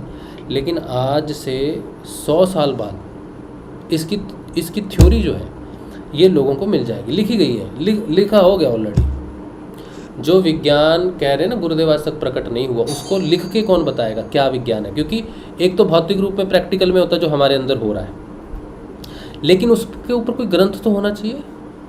तो कौन सा वेद उठाएं? ऋग्वेद उठाएं, ये उठाएं, वो उठाएं, क्या उठाएं, कहाँ से उठाएं, कैसे जाने कि क्या परिवर्तन है, क्या दे रहे हैं गुरुदेव? तो गुरुदेव ने अपनी हर बात के लिए एक अंत में गुरुजी के एक बहुत 2012-13 के आसपास, गुरुजी बहुत बीमार थोड़े हो गए थे, अभी उतना नहीं करते थे, गुरुजी ने एक स्टेटमेंट दिया। गुरुजी की इंटरव्यू है, गुरुजी एक सोफे पे बैठे हैं, वो मुझे ना कलर याद नहीं रहते, जामुन का कलर होता है ना जैसा, वैसे एक सोफे पे बैठे हैं, मोटा सा सोफा है, गुरुजी सफ़ेद कपड़े पहन के बैठे हैं। तो गुरुदेव जी ने एक बहुत बड़ी स्टेटमेंट दे दी। वो स्टेटमेंट आप तहलका है, वो स्टेटमेंट, ठीक है, अंडररेटेड है, क्योंकि आज लोग जानते नहीं है ना, इसीलिए जब जानेंगे तब। तो गुरुदेव ने कहा कि जो कुछ भी गुरुदेव कर रहे हैं, कहा ना ये परिवर्तन जो मैं दे रहा हूँ आज तक प्रकट नहीं हुआ, तो गुरुदेव ने कहा कि महर्षि अरविंदो ने अपने जीवन में जो कुछ भी लिखा है वो मेरे लिए लिखा है। अब काम है ऋषि अरविंदो का, अब गुरुदेव उसको अपना कह रहे हैं कि मेरे लिए लिखा गया है। ये कोई साधारण स्टेटमेंट नहीं है, गुरुदेव जी पर केस हो सकता है। हाँ, ऋषि अरविंदो की सोसाइटी है, ऋषि अरविंदो की सोसाइटी है कि भाई ऋषि अरविंदो तो हमारे गुरु हुए, हम उन्हें कृष्ण मानते हैं, अवतार मानते हैं, उनका सारा लिटरेचर वर्क जो भी उन्होंने लिखा, आप कह रहे हो कि आपके लिए लिखा है। ऋषि अरविंदो ने जो कुछ भी लिखा है वो उसमें लिखा है कि आने वाली मानव जाति जो है वो दिव्य रूप धारण करेगी, मतलब मृत्यु जो है उसको जीत लेगा मनुष्य। असेंड करके जाने की जरूरत नहीं है, स्वर्ग लोक, सत्य लोक, ये लोक, वो लोक, ऊपर कुछ जो कुछ है ऊपर, वो जरूरत नहीं है वहां जाने की। आज तक सभी असेंड करते आए, तपस्या की, ऊपर चले गए, शरीर छोड़ दिया, 21 दिन बाद रियलाइजेशन हो जाती है ना, तो 21 दिन बाद ना शरीर छोड़ देते हैं, चले जाते हैं शरीर छोड़कर, भाई ये तो मृत लोक है, इसमें तो कुछ नहीं है। तो गुरुदेव ने कहा जाने की जरूरत नहीं है, ऋषि अरविंदो ने कहा जाने की जरूरत नहीं है। अगर सब कुछ आत्मा से बना है तो ये नीचे मैटर जो है, शरीर जो है, धरती जो, ये भी आत्मा से बनी है। अगर आत्मा अमर है, नहीं मरती, तो धरती क्यों मरेगी? धरती से पैदा होने वाला मनुष्य क्यों मरेगा? वो भी तो आत्मा से बना है, उसमें आत्म चेतना जागृत की जा सकती है। तो ऋषि अरविंदो ने योग किया, उस योग से उन्होंने उसको नीचे उतार लिया, जो मरता नहीं, उसे वो सुप्रामेंटल बोलते हैं, कृष्ण की चेतना बोलते हैं, बहुत कुछ बोलते हैं। तो गुरुदेव कहते हैं ये विज्ञान आज तक प्रकट नहीं हुआ, और ऋषि अरविंदो भी कह रहे हैं कि आगामी मानव जाति दिव्य रूप धारण करेगी, जो आज तक किसी ने नहीं किया। एकमात्र कृष्ण ही थे जो अपने दिव्य शरीर में थे, अपनी इच्छा से उन्होंने शरीर छोड़ दिया। बीमारी से मृत्यु हुई हो, कोई ऐसा कारण नहीं है। भगवान ने कहा मेरा जाने का समय हो गया है, तो एक बहाना लिया और चले गए। लेकिन कृष्ण भगवान बूढ़े नहीं हुए। कृष्ण भगवान में जो था, जैसे कृष्ण थे, अगर हर व्यक्ति इस संसार में कृष्ण जैसा हो जाए तो फिर पूर्णता हो गई मनुष्य जाति की। मनुष्य साधारण नहीं रहा। अब ये बात किसने कही है? ऋषि अरविंदो ने कही है ये बात, आज तक किसी ने नहीं कही। और गुरुदेव जी ने कहा है कि मैं, ये जो विज्ञान है ये आज तक प्रकट नहीं हुआ। और ऋषि अरविंदो ने जो लिखा मेरे बारे में लिखा, इन स्टेटमेंट को लेकर तो हल्ला होना चाहिए भारत में, ठीक है, गुरुजी पे केस होना चाहिए और ये अरविंद सोसाइटी को केस करना चाहिए। हाँ, क्या भाई, ये हमारे अरविंदो ने ये बोला है, तुम कहाँ दे रहे हो? तो फिर जो केस करेंगे अब उनको तो प्रूव करना पड़ेगा। अब गुरुजी पे केस होगा तो उसको सामने लाने के लिए तो फिर गुरुजी के शिष्य ही हैं जो गुरुजी को जिता सकते हैं केस। पूछा जाएगा ना, ऋषि अरविंदो ने तो कहा है भाई तुम्हारा ट्रांसफॉर्मेशन होगा, तुम्हारा दिव्य शरीर होगा, तो रामलाल जी से आगे अगर ऐसा कुछ कर रहे हैं तो दिखाओ, उनके शिष्य दिखाओ।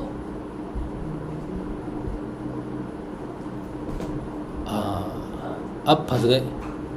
कौन फंसा?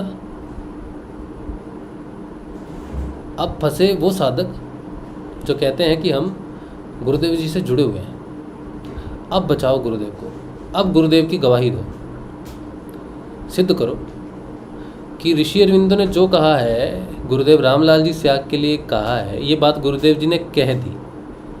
अब प्रूव करो इसको। है हिम्मत? है हिम्मत? और ये होगा ना तो मज़ा भी आएगा। दूध का दूध, पानी का पानी। अगर गुरुदेव के लिए लिखा है तो हमारा रूपांतरण सिद्ध कर देगा, और अगर नहीं लिखा है, अगर हमारा रूपांतरण श्री अरविंदो के योग के अनुसार नहीं होता है तो गुरुदेव झूठे साबित हो जाएंगे। और जिसे गायत्री की सिद्धि हो, कृष्ण की सिद्धि हो, जिसकी फोटो से योग हो, जिसका जन्म 24 नवंबर 1926 को, ये प्रूव नहीं कर सकते हम। गुरुदेव का जन्म 24 नवंबर 1926 को हुआ है, ये प्रूव नहीं कर सकते क्योंकि कोई डॉक्यूमेंट नहीं है, इस डेट का कोई डॉक्यूमेंट नहीं है। रेलवे में नौकरी करते थे, वहाँ पर गुरुदेव जी की एज छोटी है, छोटी लिखाई हुई है। मेरे ख्याल से तो नहीं है कोई डॉक्यूमेंट कि गुरुजी को हम कहें कि ऋषि अरविंदो ने कहा था 24 नवंबर 1926 को अधिमानसिक देव का अवतरण हुआ है फिजिकल बॉडी में, तो गुरुदेव जी का जन्मदिन मनाते हैं हम 24 नवंबर 1926, 24 नवंबर को। लेकिन प्रूव नहीं कर सकते, डॉक्यूमेंट से प्रूव नहीं कर सकते।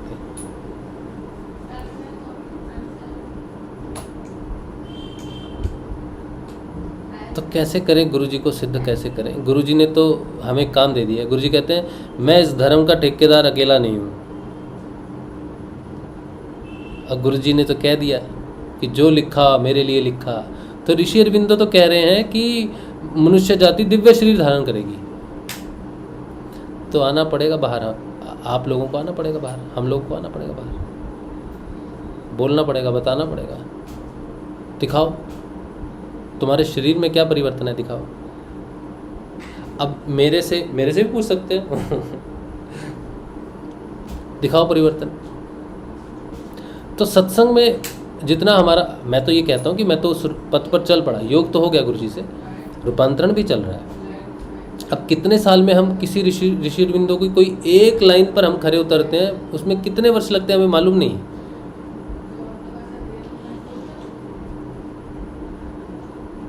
लेकिन हमें तो बड़ा मज़ा आ रहा है इस बात में। गुरुजी को कोई चैलेंज मिलता है तो मुझे तो बहुत मज़ा आता है, क्योंकि उस समय फिर हमें काम का अवसर मिलता है, गुरु सेवा का अवसर मिलता है।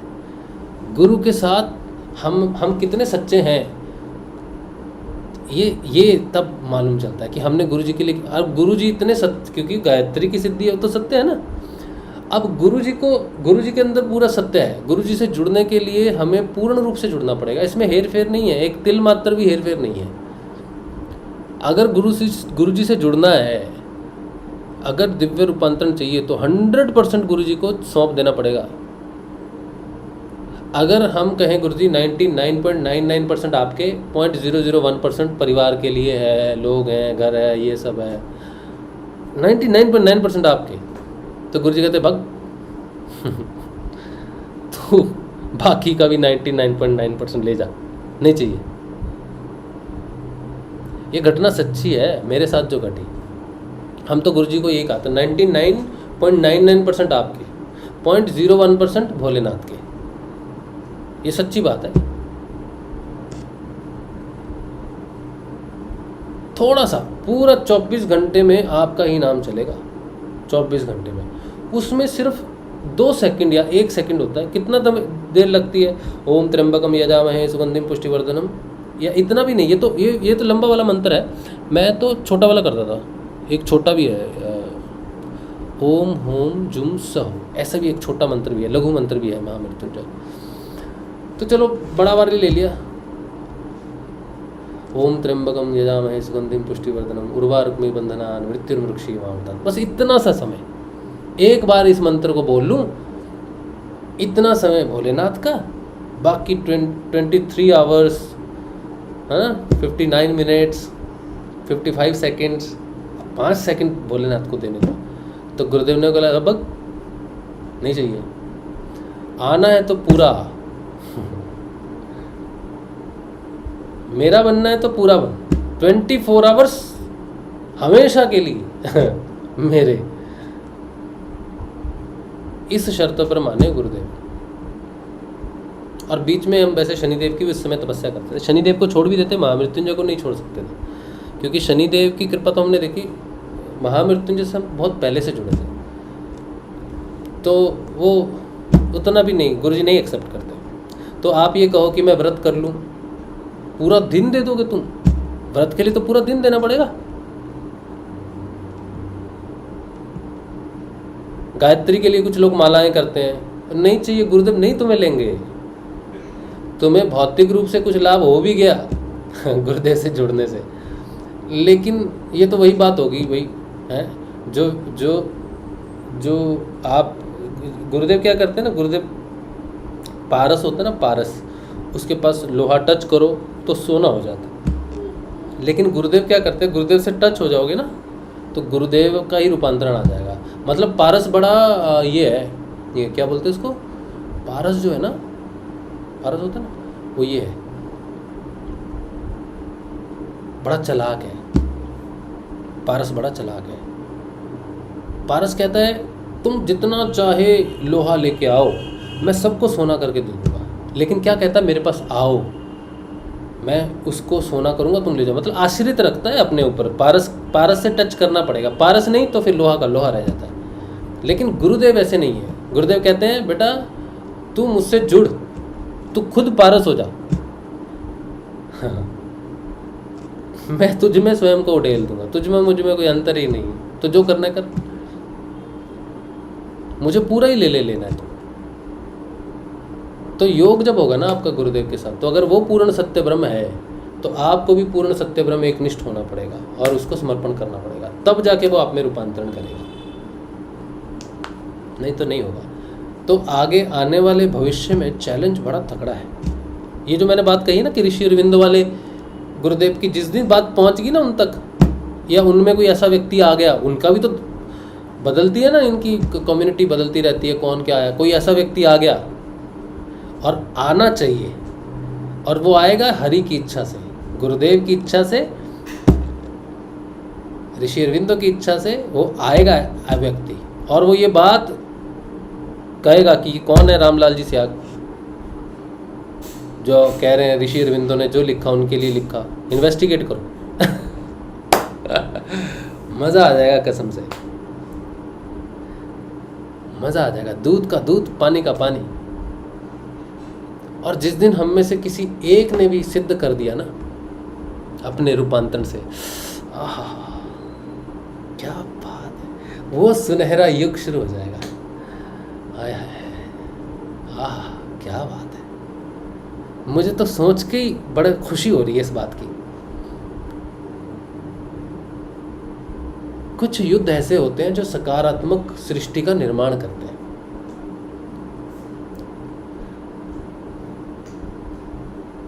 तैयार हो? पूछेंगे। हम आज जितना कह रहे हैं ना, गुरुदेव ने तो स्टेटमेंट दे दी स्टेटमेंट, जो लिखा मेरे लिए लिखा, मैं जो परिवर्तन कर रहा हूँ आज तक प्रकट नहीं हुआ। ये बहुत बड़ी स्टेटमेंट्स हैं। अब समस्या ये है कि ऋषि अरविंदो के जितने भी शिष्य हैं वो बड़े शांत स्वभाव के हैं, क्योंकि जो सच्चा होता है ना व्यक्ति, वो किसी से झगड़ने नहीं जाता, वो सब कुछ छोड़ देता है अपने गुरु पर। कहता है जो करना है उन्होंने करना, हमने क्या करना बोल के। वो चुप ही होते हैं, तो जो बोलता बोलने दो ना, क्या फ़र्क पड़ता है। तो मैं बोल रहा हूँ अपनी तरफ से, कोई नहीं बोल रहा, मैं इधर से बोल रहा हूँ। और मैं इसलिए बोल रहा हूँ क्योंकि बोलना ज़रूरी है। गुरुदेव जी को जब लोगों ने कहा ना कि आप कह रहे हो कि भाई ये बीमारी ठीक होती है, ऐसे ठीक होती है, तो आप परिवर्तन करो, तो लेबोरेटरी में हमें दिखाओ, रिजल्ट दिखाओ कि बीमारी लेबोरेटरी में हमारी जो टेस्ट होते हैं ना, मेडिकल टेस्ट होते हैं, उनमें बीमारी ठीक होनी चाहिए। तो गुरुदेव जी ने कहा ले लो, लेबोरेटरी में टेस्ट ले लो। तो गुरु जी ने प्रूव किया, रिपोर्ट्स लेनी शुरू की, किसको कौन सी बीमारी है, वो ठीक हो रहा है, कैसे हो रहा है। तो गुरु जी ने लेबोरेटरी में प्रूव किया, तो रिजल्ट मांगा ना। तो ऋषि अरविंदो ने सब कुछ गुरुदेव के लिए लिखा, तो मिलाओ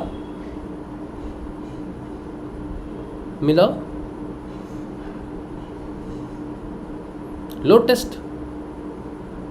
गुरुदेव के कितने शिष्य होंगे? 1 करोड़ तो हो गए होंगे कम से कम। लो टेस्ट लो, प्रूव करो। दुनिया नहीं मानेगी, गुरुदेव ने कह दिया, नहीं मानेगी। रिजल्ट देना होगा, उसकी जिम्मेदारी हम सब पर है। तो तुम अगर अपने गुरु पर शक करते रहोगे, कब होगा, क्या होगा, मेरा क्यों नहीं हो रहा, मैं व्रत कर लूँ क्या, मैं गायत्री कर लूँ क्या, तुम जब अपने गुरु को समर्पण ही नहीं करोगे तो वो ट्रांसफॉर्मेशन कैसे करेगा तुम्हारा? तो बड़ी दुविधा हो जाएगी। इसीलिए जो आज मैं बोल रहा हूँ ना, आप कहीं से भी आए हो, नए साधक हो, पुराने साधक हो, कुछ करने की ज़रूरत नहीं है। ये पितृपक्ष आते रहेंगे। तुम 100 साल जियोगे ना, तो 100 बार पितृपक्ष आएगा, और हर पितृपक्ष में तुम श्राद्ध करते ही रहोगे, लेकिन तुम्हारे पितरों को मुक्ति कभी नहीं मिलेगी। ऐसे कैसे फंसे हैं वो, जो हर साल करना पड़ता है लेकिन मुक्ति नहीं होती। फिर तुम जाके फंस जाओगे वहाँ पर, फिर तुम्हारे बेटे बेटियाँ करते रहेंगे, फिर वो मर जाएंगे, फिर उनके, तो चलता ही रहेगा। इसका कोई सलूशन है, कोई अंत है कि नहीं है? एक बार कर लिया ठीक है। किसी के घर में कोई पितृ मरा, इस साल मरा, उसकी अंत्येष्टि कर दी, संस्कार कर दिया, और 1 साल बाद उसका संस्कार कर दिया एक बार। अब वो 100 साल तक उसका संस्कार करते जाएंगे, उसको कोई मतलब है? मैं इस बात को डिनाई नहीं करता कि पितृपक्ष ये सब होते हैं, लेकिन एक बार जो काम कर दिया उसे बार बार क्यों करना पड़ रहा है? मैंने तो अपने पिताजी के लिए श्राद्ध किया था एक बार नहीं, कई बार किया। लेकिन जो चीज़ बार बार करनी पड़े और काम ना हो, हमें फिर उसमें यकीन नहीं आता। एक बार करना था, कर दिया। अब ऐसा कुछ करना होगा कि बार बार वो करने की ज़रूरत ना पड़े। तो वो क्या है? तो वो है गुरु की शरण। क्योंकि गुरु जो करेगा ना, तभी होगा काम, मेरे से तो नहीं हो रहा।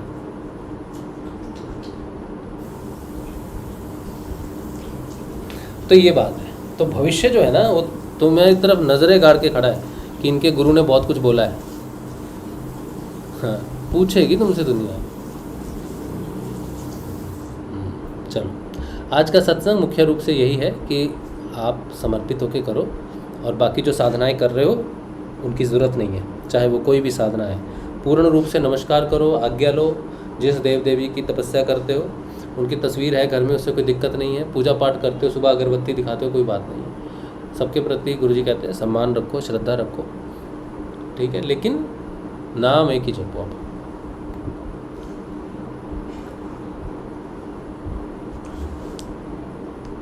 चलो ठीक है। अब जो है अध्ययन करेंगे श्रीमद् भागवत का। 1 घंटा 9 मिनट हो गए। एक काम करते, क्या करें, कर लेते हैं ना, छोटा सा ही है, फिर उसके बाद प्रश्न लेंगे। प्रश्न उसके बाद लेंगे, जो भी आपके प्रश्न हैं अध्ययन कर लेते हैं, फिर उसके बाद लेंगे, ठीक है।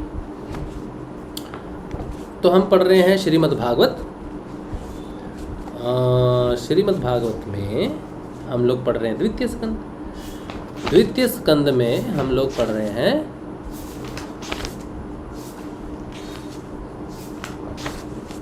8वां अध्याय, है ना, ये तो हाँ सूता रखा है, हाँ ठीक है, 8वां अध्याय। अच्छा, द्वितीय स्कंद ना छोटा सा ही है, ये 1-2 दिन में हो जाएगा, तृतीय स्कंद शुरू हो जाएगा। 10 अध्याय हैं, आज 8वां, कल 9वां 10वां, तो हो जाएगा, फिर तृतीय स्कंद शुरू हो जाएगा, ठीक है। चलिए पढ़ लेते हैं ना, प्रश्न लेंगे आपके। श्री शुक सुधा सागर श्रीमद् भागवत महापुराण द्वितीय स्कंद। जय श्री गुरुदेव। 8वां अध्याय कहते हैं राजा परीक्षित के विविध प्रश्न। राजा परीक्षित ने कहा, भगवान आप देवताओं में श्रेष्ठ। और एक बात, ये जो सत्संग हम करते हैं ना, ये अपने परिवर्तन को बताने के लिए करते हैं, लेकिन भागवत का जो अध्ययन कर रहे हैं ये किसी पुण्य पाप के लिए नहीं है। भागवत स्वयं एक ऐसा फल है, सिद्ध योग में और भागवत में कोई अंतर नहीं है। भागवत में लिखा हुआ है, हमारे जो दादा गुरुदेव है ना, दादा गुरुदेव मच्छिंद्रनाथ जी, आदि गुरुदेव मच्छिंद्रनाथ जी ने कहा है कि सिद्ध योग कल्पतरु का अमर फल है। सिद्ध योग वेद रूपी कल्पतरु का अमर फल है, समझे। और भागवत के बारे में श्री शुकदेव जी कहते हैं, भागवत महापुराण वेद रूपी कल्पतरु का पका हुआ फल है। जो डेफिनेशन सिद्ध योग को दी गई है हमारे आदि गुरु जी द्वारा, वही डेफिनेशन भागवत को दी गई है श्री शुकदेव जी महाराज के द्वारा। तो जो लोग सिर्फ ये सोचते हैं ना कि मैं अध्ययन कर रहा हूँ, क्या पढ़ता रहता है, हाँ ऐसा मत सोचना, क्योंकि तुम में जो कुछ भी परिवर्तन आ रहा है, ठीक है, वो तुमको इसमें भी मिलेगा।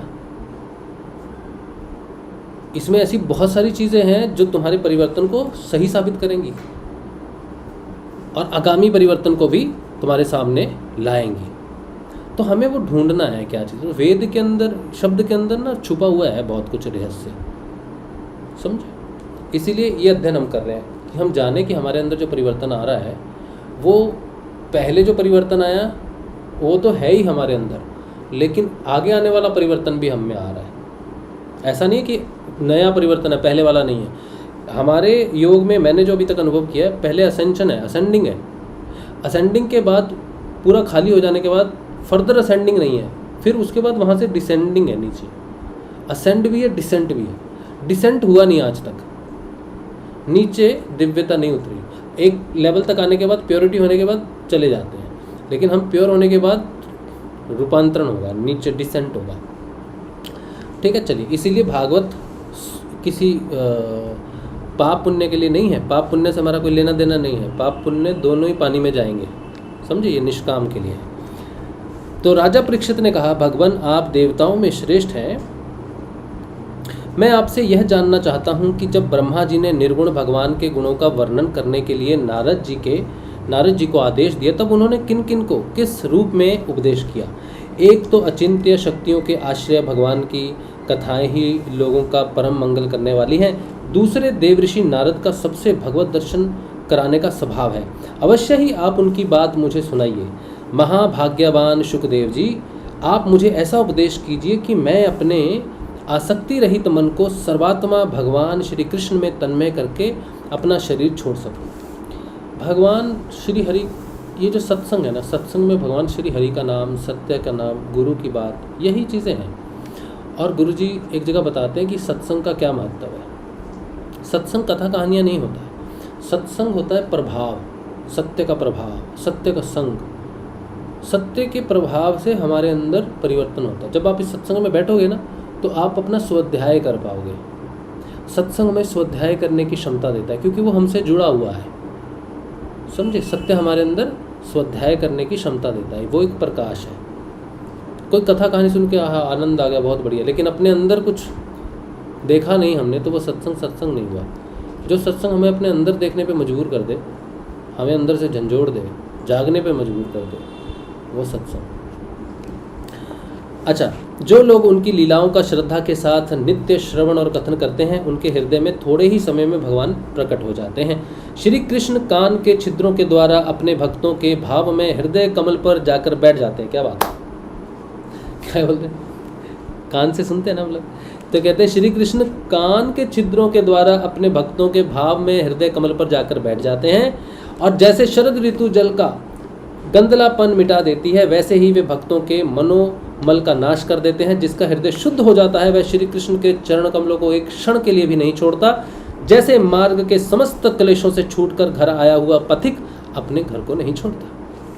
भगवान, हे भगवान, जीव का पंचभूतों के साथ कोई संबंध नहीं है, फिर भी इसका शरीर पंचभूतों से ही बनता है। तो क्या स्वभाव से ही ऐसा होता है, अथवा इसका कारणवश आप इस बात का मर्म पूर्ण रीति से जानते हैं।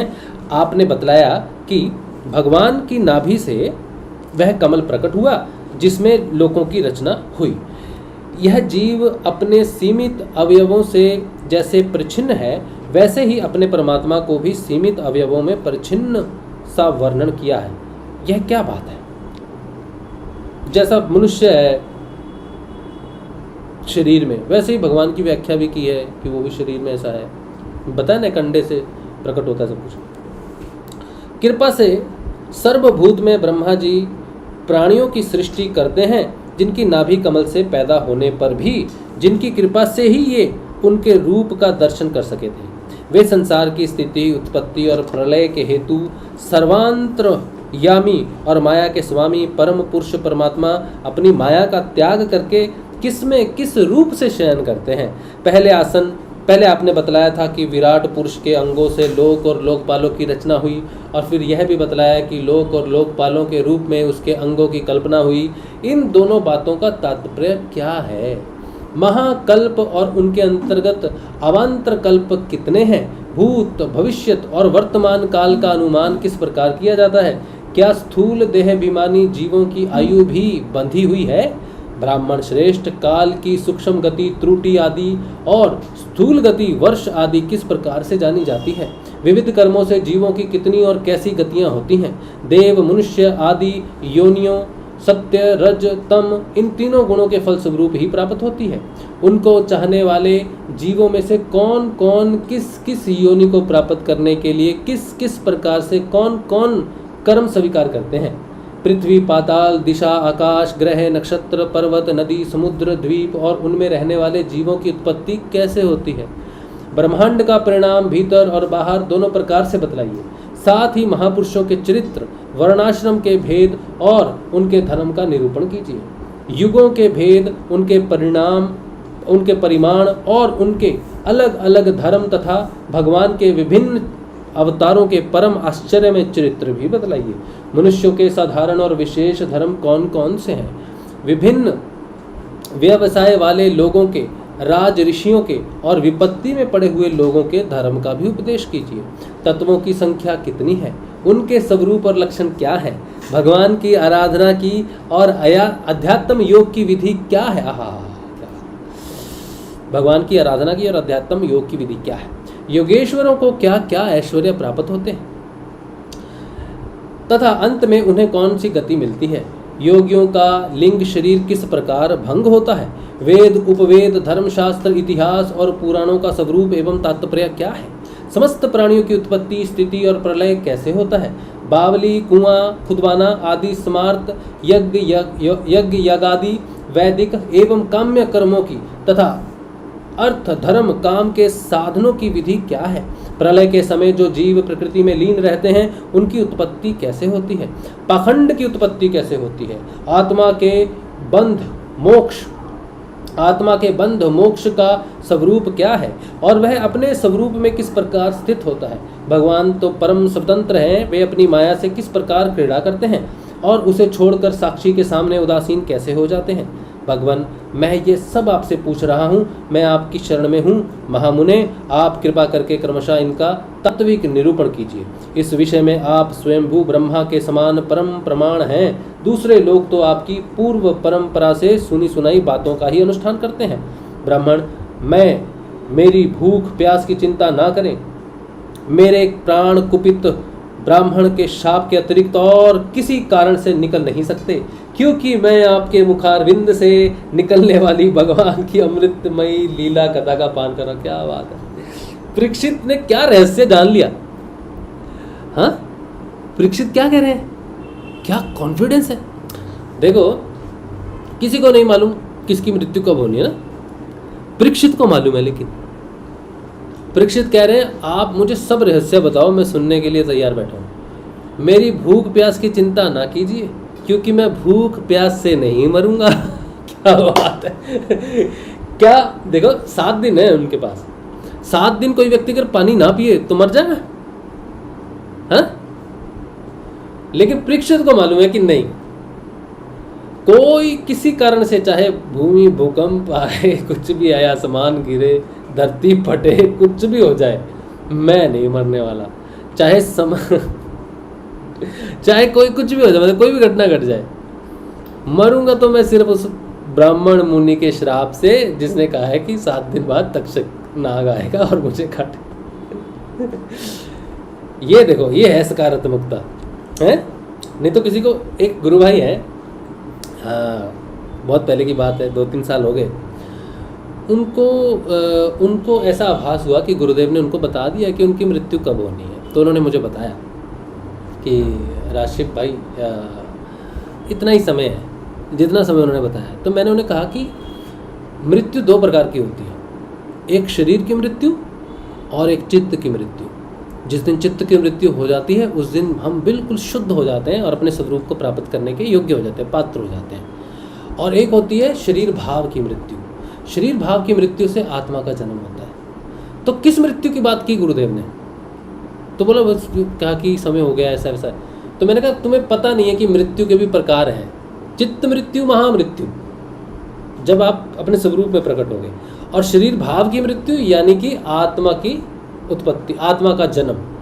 तो हो सकता है कि जितना समय गुरु भगवान ने बोला है उस समय वो तुम्हारे जागृति का समय हो, तुम सकारात्मक हो जाओ कि तुम्हारे पास इतने साल हैं।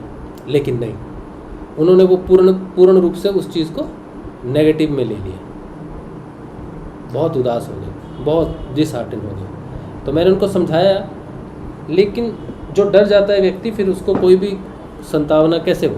गुरुजी कभी आपको नहीं डराएंगे, कभी नहीं। किसी को जीने की इच्छा है और उसको गुरुजी आके कहते तू मर जाएगा, गुरुजी ऐसा कर सकते क्या? नहीं करना चाहिए, गुरुजी करेंगे नहीं, कभी नहीं करेंगे। तो गुरुजी ने ये बात कही है कि जब तुम्हें दूसरों की मृत्यु दिखने लग जाएगी ना, तो तू कौन सा अमर है? तू तो अमर नहीं है ना, तो अपनी भी दिख जाएगी, फिर हाथ जोड़ेगा, प्रभु बचा लो। ये बात वैसे गुरुजी ने कही है, ठीक है।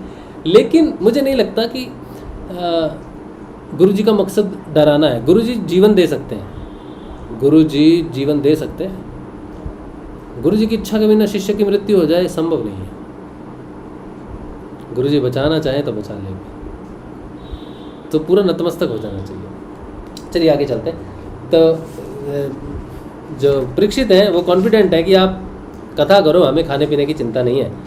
सूत जी कहते हैं, शौनक आदि ऋषियों, जब राजा परीक्षित ने संतों की सभा में भगवान की लीला कथा सुनने के लिए इस प्रकार प्रार्थना की, तब श्री शुकदेव जी को बड़ी प्रसन्नता हुई। उन्होंने उन्हें वही वेद तुल्य श्रीमद्भागवत महापुराण सुनाया, जो ब्रह्म कल्प के आरंभ में समय स्वयं भगवान ने ब्रह्मा जी को सुनाया था। पांडव शिरोमणि परीक्षित ने उनका जो जो प्रश्न किए थे वे उन सब का उत्तर क्रमशः देने लगे। 9वां अध्याय, ब्रह्मा जी का भगवत धाम दर्शन। ब्रह्मा जी का भगवत धाम दर्शन और भगवान के द्वारा उन्हें चतुश्लोक की भागवत का उपदेश। ठीक है, ये हम कल पढ़ेंगे, क्योंकि प्रश्न उत्तर भी कुछ हैं आपके, वो भी हम लेंगे। फिर 2 अध्याय हैं, ये हम कल पूर्ण करेंगे और तृतीय स्कंद में फिर हम प्रवेश कर जाएंगे। ठीक है, चलिए, जय श्री। अच्छा, प्रश्न लेते हैं। प्रश्न ऐसे होने चाहिए जिनका जवाब दें, मैं समय नष्ट नहीं करूँगा। अगर मुझे लगेगा प्रश्न सही है, क्या भाई रान सिंह इतने प्रश्न हैं, इतने प्रश्न क्या हो गया? प्रश्न तो होना ही नहीं चाहिए। चलिए शुरू करते हैं। जय श्री गुरुदेव आप सबको। पहला प्रश्न है नीलम शर्मा जी का। गुरु जी कहते हैं कि वो सिर्फ आध्यात्मिक विकास के लिए सहायक है, तो भौतिक विकास के लिए कहाँ जाएं? अपनी बीमारियों के लिए, अपने रिश्ते नातों के लिए, जीवन के लिए, इस सब के लिए कहाँ सिफारिश लगाई जाए? तो कहीं भी सिफारिश नहीं लगानी है। गुरुदेव कहते हैं कि आध्यात्मिक विकास अकेला नहीं होता है।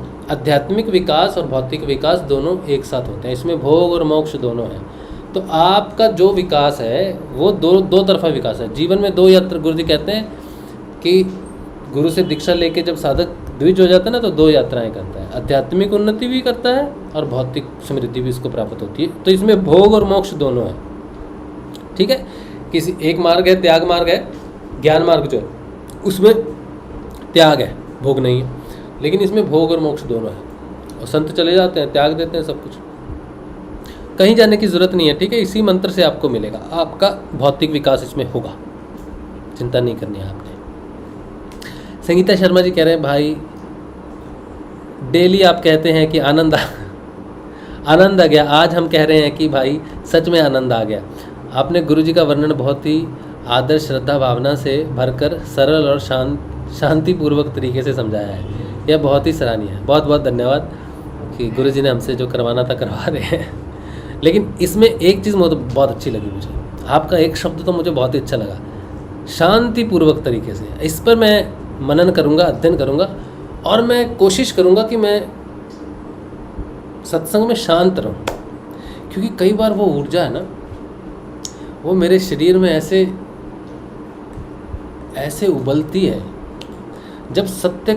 जब मैं सत्संग में बहुत सत्य की बहुत पकड़ में आ जाता हूँ, तब जी करता है कि मैं बस खुल जाऊँ, मतलब फैल जाऊँ। बड़ी स्वतंत्रता मुझ, जब जिस दिन मैं बहुत चिल्ला के बोलता हूँ ना, बहुत मेरी वाणी बड़ी तेज हो जाती है, जब उस दिन मैं, उस समय मेरी स्थिति जो है ना वो बहुत,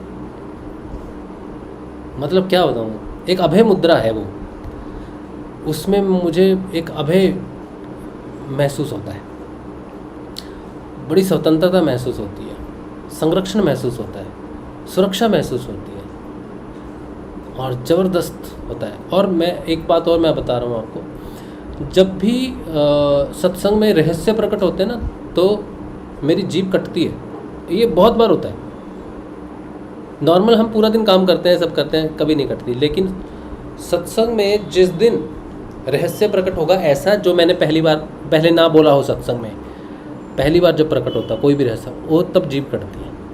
तो मैं कभी सोचता हूँ कि मैं आपको बता दूंगा कि ये ऐसे कर दूंगा ना, मैं ये साइन करूँगा ना, तो समझना कि वो सत्य जो है मैंने बोला वो पहली बार प्रकट हुआ है हमारी जानकारी में, सत्संग में। तो वो कन्फर्मेशन होती है जब मेरी जीभ कटती है, क्योंकि उस समय मेरी ऊर्जा भी बहुत तेज़ होती है और अंदर से भी मुझे बड़ी कन्फर्मेशन मिल रही होती है, और तो जीभ भी मेरी कटती है, उस समय साइन रहता है वो।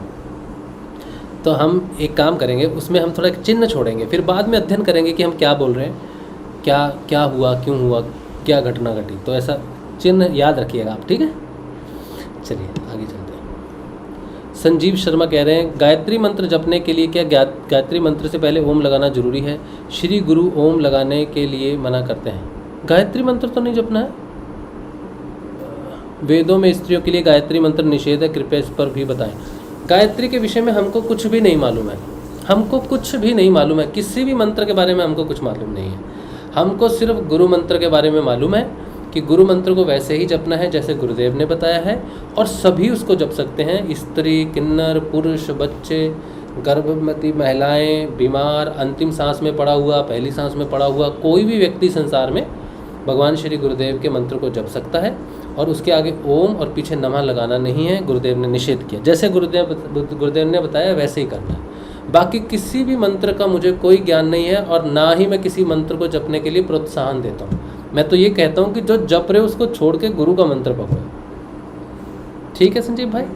गायत्री मंत्र नहीं जपना है, वो गुरु मंत्र से प्राप्त हो जाएगा। आपको जो लाभ गायत्री से मिलेगा वो गुरु से मिल जाएगा। हाँ, रीना जी कह रहे हैं पितृ में श्राद्ध करूं कि नहीं। देखो अब ये तुम्हारा डिसीजन है, लेकिन मैं तो छोड़ चुका, बहुत पहले छोड़ चुका। मैंने तो गुरुदेव जी को सौंप दी, जब मैं अपने प्राण ही छोड़ चुका हूँ गुरुदेव की कि ये ले लो, मेरे मेरी जो फैमिली है, ये सब है, मैं सब कुछ गुरुदेव पर सौंप चुका हूँ। बहुत पहले की बात है, जब जागृति आई थी तब की बात है। उस वक्त मैंने सारे कर्म कांडों को विदाई देती थी। ना मेरा कोई पिता, न माता, ना आगे भविष्य, कुछ भी नहीं है। मतलब समझ लो कि मैंने मृत्यु देख ली थी उस समय 6 महीने, कि 6 महीने में ख़त्म हो जाएगा काम। तो वो तो समर्पित कर दिया। अब मेरे पितरों के लिए करने के लिए समय भी तो होना चाहिए मेरे पास तो समय ही नहीं था। तो मैंने गुरु जी पे छोड़ दिया। मैंने कहा मैं आपका और मेरे सारे आपके, चाहे वो जो जा चुके वो, चाहे जो हैं या जो आने वाले होंगे, वो सारे आपके, हमने आपको समर्पण कर दिया। इसीलिए मेरे जीवन में किसी चीज़ का कोई महत्व नहीं है बाहर, किसी पूजा पाठ का या किसी भी प्रकार से कुछ भी नहीं है। लेकिन आप मुझे देखकर मेरे मेरे मेरे को अपने जीवन में नहीं उतार सकते। आपके हृदय में क्या है, आप कैसे देखते हो, वैसे चलो, ठीक है। मेरी वाली चीज़ करने के चक्कर में नुकसान हो जाएगा। तो आपको अगर लग रहा है कि आपको करना चाहिए तो आप करो, ठीक है। जब गुरु में दृढ़ विश्वास हो जाएगा, दृढ़ विश्वास होगा, मेरी बातों से नहीं होगा विश्वास, आपके अंदर जब परिवर्तन होगा, आपका जिस दिन ध्यान लगेगा, मेरा ध्यान लग चुका, ठीक है रीना बहन, मेरा ध्यान लग चुका। मेरे भाई का ध्यान नहीं लगा, इसीलिए वो मेरे को कहता है ये कर लो वो कर लो। उसको समझाता हूँ, समझ में भी नहीं आएगी। मैं जानता हूँ कि जब तक ध्यान नहीं लगेगा तब तक गुरु का कोई प्रमाण है ही नहीं कि मेरा गुरु परब्रह्म है। मेरे पास प्रमाण है मेरा ध्यान, लेकिन ये जो मेरा योग है, मैं आपको नहीं दे सकता कि आप कर लो अब सब कुछ, कि मुझे योग हो गया है आप भी वो करो जो मैं कर रहा हूँ। नहीं, जब तक आपको योग प्राप्त नहीं होता भगवान का, तब तक आप समझो आपकी धारणा पक्की नहीं हुई। आपको योग में प्रवेश करना होगा, और वो योग ये नहीं कि बैठे हैं, वो योग जब ध्यान लगेगा ना तो पता चलेगा कि ध्यान लगा है। जैसे मुझे किसी ने नहीं बताया, कोई किताब हो कुछ भी हो, किसी ने मुझे नहीं बताया कि ध्यान क्या होता है। मुझे ध्यान लगा और मेरा परिवर्तन हुआ, तो मुझे मालूम है कि ये ध्यान है, ठीक है। तो मुझे देख के सिर्फ जानकारी मिल सकती है कि हम मुक्त हो सकते हैं सारे कर्म कांडों से, योग में प्रवेश कर सकते हैं, गुरु हमें जगा सकता है, गुरु सक्षम है, जानकारी है, लेकिन आप उसे कॉपी नहीं कर सकते। ये कॉपी मटेरियल नहीं है, कॉपी पेस्ट मटेरियल नहीं है, सिर्फ जानकारी के लिए है, आपके विश्वास को दृढ़ करने के लिए है। आप नाम जपोगे, आप ध्यान करोगे, और जिस दिन ध्यान लग गया उस दिन आपको सब समझ में आ जाएगा क्या करना है क्या नहीं करना है, ठीक है। मैं आपके सामने एक उदाहरण हूँ, बस उदाहरण दी जा सकती है लेकिन उदाहरण धारण नहीं की जा सकती, ठीक है, ये बात है। हाँ, पॉपुलेशन विस्फोट हो जाएगा अगर सब लोग दिव्य बन जाए। पॉपुलेशन विस्फोट तो पहले होगा, बाद में जो बचेंगे उनका रूपांतरण होगा, ऐसा मैंने सुना है, ऐसा मैं मानता भी हूँ, लेकिन मुझे इसकी कोई कंफर्मेशन नहीं है, ना ही हमको पता है कि कुछ ऐसा होगा। हमको जब तक कुछ नई कंफर्मेशन मिलती है तब तक हम नहीं मानते इस चीज़ को। अच्छा, अर्चना सूद जी कह रही हैं आप बहुत अच्छी सत्संग करते हैं, भंवर सिंह और धर्मेंद्र से तो बहुत अच्छी आपकी सत्संग होती है। गुड जॉब राजश्री जी, गुरु जी और भगवान को सच्चे लोग पसंद होते हैं। अर्चना बहन, वैसे तो देखिए जो भी काम भंवर सिंह और धर्मेंद्र जी कर रहे हैं, वो जो कर रहे हैं वो उनकी चेतना के हिसाब से, सब लोग अपनी चेतना का प्रसार करते हैं, और हमने उनको उनके हाल पे बहुत पहले छोड़ दिया। पहले तो हम थोड़ी बात करते थे उनके बारे में, वो हमारे बारे में करते थे, हम उनके बारे में करते हैं। उन्होंने हमें छोड़ दिया होगा शायद, मुझे पता नहीं है, लेकिन हमने उनको छोड़ दिया है। और वो जो भी कर रहे हैं, हम एक बात जानते हैं कि भगवान श्री गुरुदेव की इच्छा के बिना कोई कुछ भी नहीं कर सकता। कोई अच्छा कर रहा है तो भी गुरुदेव की इच्छा से कर रहा है, कोई बुरा कर रहा है तो भी गुरुदेव की इच्छा से ही कर रहा है। हम ये बात मानते हैं, क्योंकि गुरु की इच्छा के बिना कोई कुछ भी नहीं कर सकता, चाहे वो कोई भी हो। तो हमने उनको छोड़ दिया। हमने कहा गुरु जी आप जानो, आपके शिष्य हैं तो शिष्य जाने, नहीं है तो नहीं जाने, हमें आप उनके साथ जोड़ो जो सकारात्मक व्यक्ति हो और अपने परिवर्तन की बात करते हो, साधारण हो और सरल हो। मैं साधारण सरल बनना चाहता हूँ, और मेरे मित्र भी जो होंगे उनमें कभी कोई सिद्धि नहीं, मैं नहीं ऐसे व्यक्ति से कभी भी मित्रता करूँगा जिसे कोई सिद्धि हो। मेरा मित्र कभी भी सिद्धियों वाला नहीं हो सकता, मेरा मित्र कभी भी विशेष नहीं हो सकता। जो भी मेरा मित्र होगा भविष्य में या अब, वो ही होगा जो सरल होगा, जो सिद्धियों को त्याग करने की शक्ति रखेगा, जो सरल साधारण होने की शक्ति रखेगा। उसमें जो परिवर्तन होगा, उसके शरीर में दिव्य परिवर्तन होगा, सब होगा, लेकिन वो सरल होगा, साधारण होगा, वही मेरा मित्र होगा। और मैं खुद भी अपने आप को वैसा ही करने में विश्वास रखता हूँ। हमको कुछ भी स्पेशलिटी नहीं चाहिए। हम एक ऐसा जीवन जीना चाहते हैं जिसकी कल्पना तो नहीं, लेकिन जिसकी दृढ़ कसौटी रखी है श्री अरविंदो ने, और गुरुदेव ने जो काम शुरू किया है, हम उनकी वो मूर्ति बनना चाहते हैं जो वो बनाना चाहते हैं।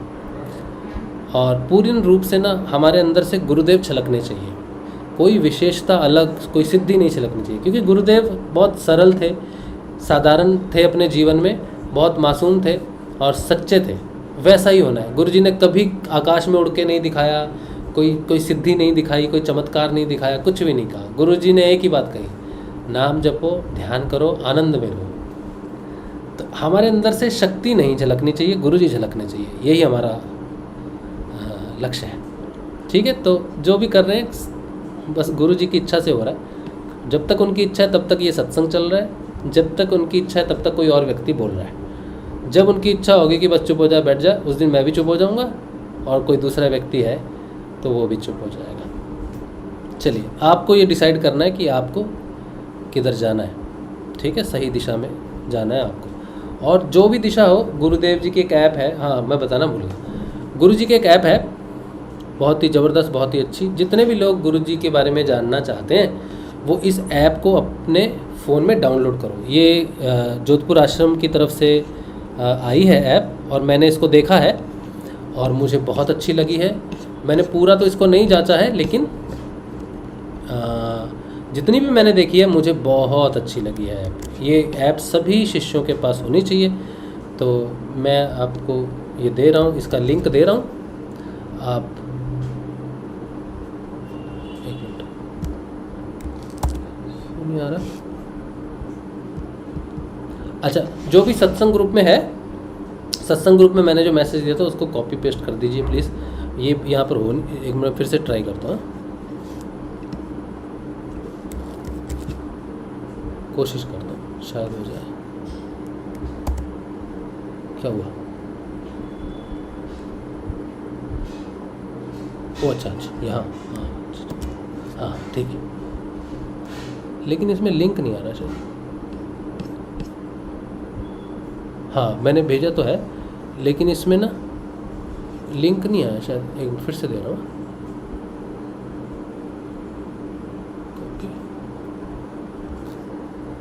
अरे हाँ, ये लिंक है, इसको आप अपने फ़ोन में डाउनलोड करो। बहुत अच्छी ऐप है, गुरुदेव जी के वीडियोज़ हैं, ऑडियो है, फ़ोटो है, बहुत कुछ, और आगे और भी डेवलप होगा जरूर। ठीक है, चलिए फिर से प्रश्न बहुत ज़्यादा हैं। इतने प्रश्न क्यों हैं? प्रश्न ऐसे होने चाहिए जो प्रश्न हो सही से, है ना। अच्छा चलो आगे चलते हैं। अब आते हैं राम सिंह जी, इनके बहुत प्रश्न हैं। राम सिंह, अगर कोई प्रश्न ऐसा वैसा हुआ तो मैं उसका जवाब नहीं दूंगा। अगर सच में सबके विकास के लिए हुआ या सबकी जानकारी के लिए हुआ तभी जवाब दूंगा। ठीक है, चलो। राम सिंह जी कह रहे हैं गायत्री मंत्र की सिद्धि के कारण ही योग हो रहा है, क्योंकि गायत्री की सिद्धि ही अपने आप में बहुत बड़ी पावर है। संजीवनी मंत्र में तो ओनली राधा कृष्ण की पावर है, पर गायत्री में तो 24 अवतार और सभी देवी और देवताओं की शक्ति है, और 33 करोड़ देवी देवता समाये हैं। और तो और लॉर्ड श्री कृष्णा भी ब्रह्म मुहूर्त में गायत्री मंत्र का जाप करते हैं। लॉर्ड श्री राम भी गायत्री जपते थे। गायत्री मंत्र कौन है? ये राम सिंह तो नहीं है, ये राम सिंह नहीं है। राम सिंह ऐसा लिख ही नहीं सकता। नहीं नहीं नहीं नहीं, हिरान सिंह मुझे पता है, वो गुरुजी के प्रति उसके मन में डाउट बहुत है, लेकिन किसी और मंत्र को लेके वो ऐसी बात नहीं कर सकता।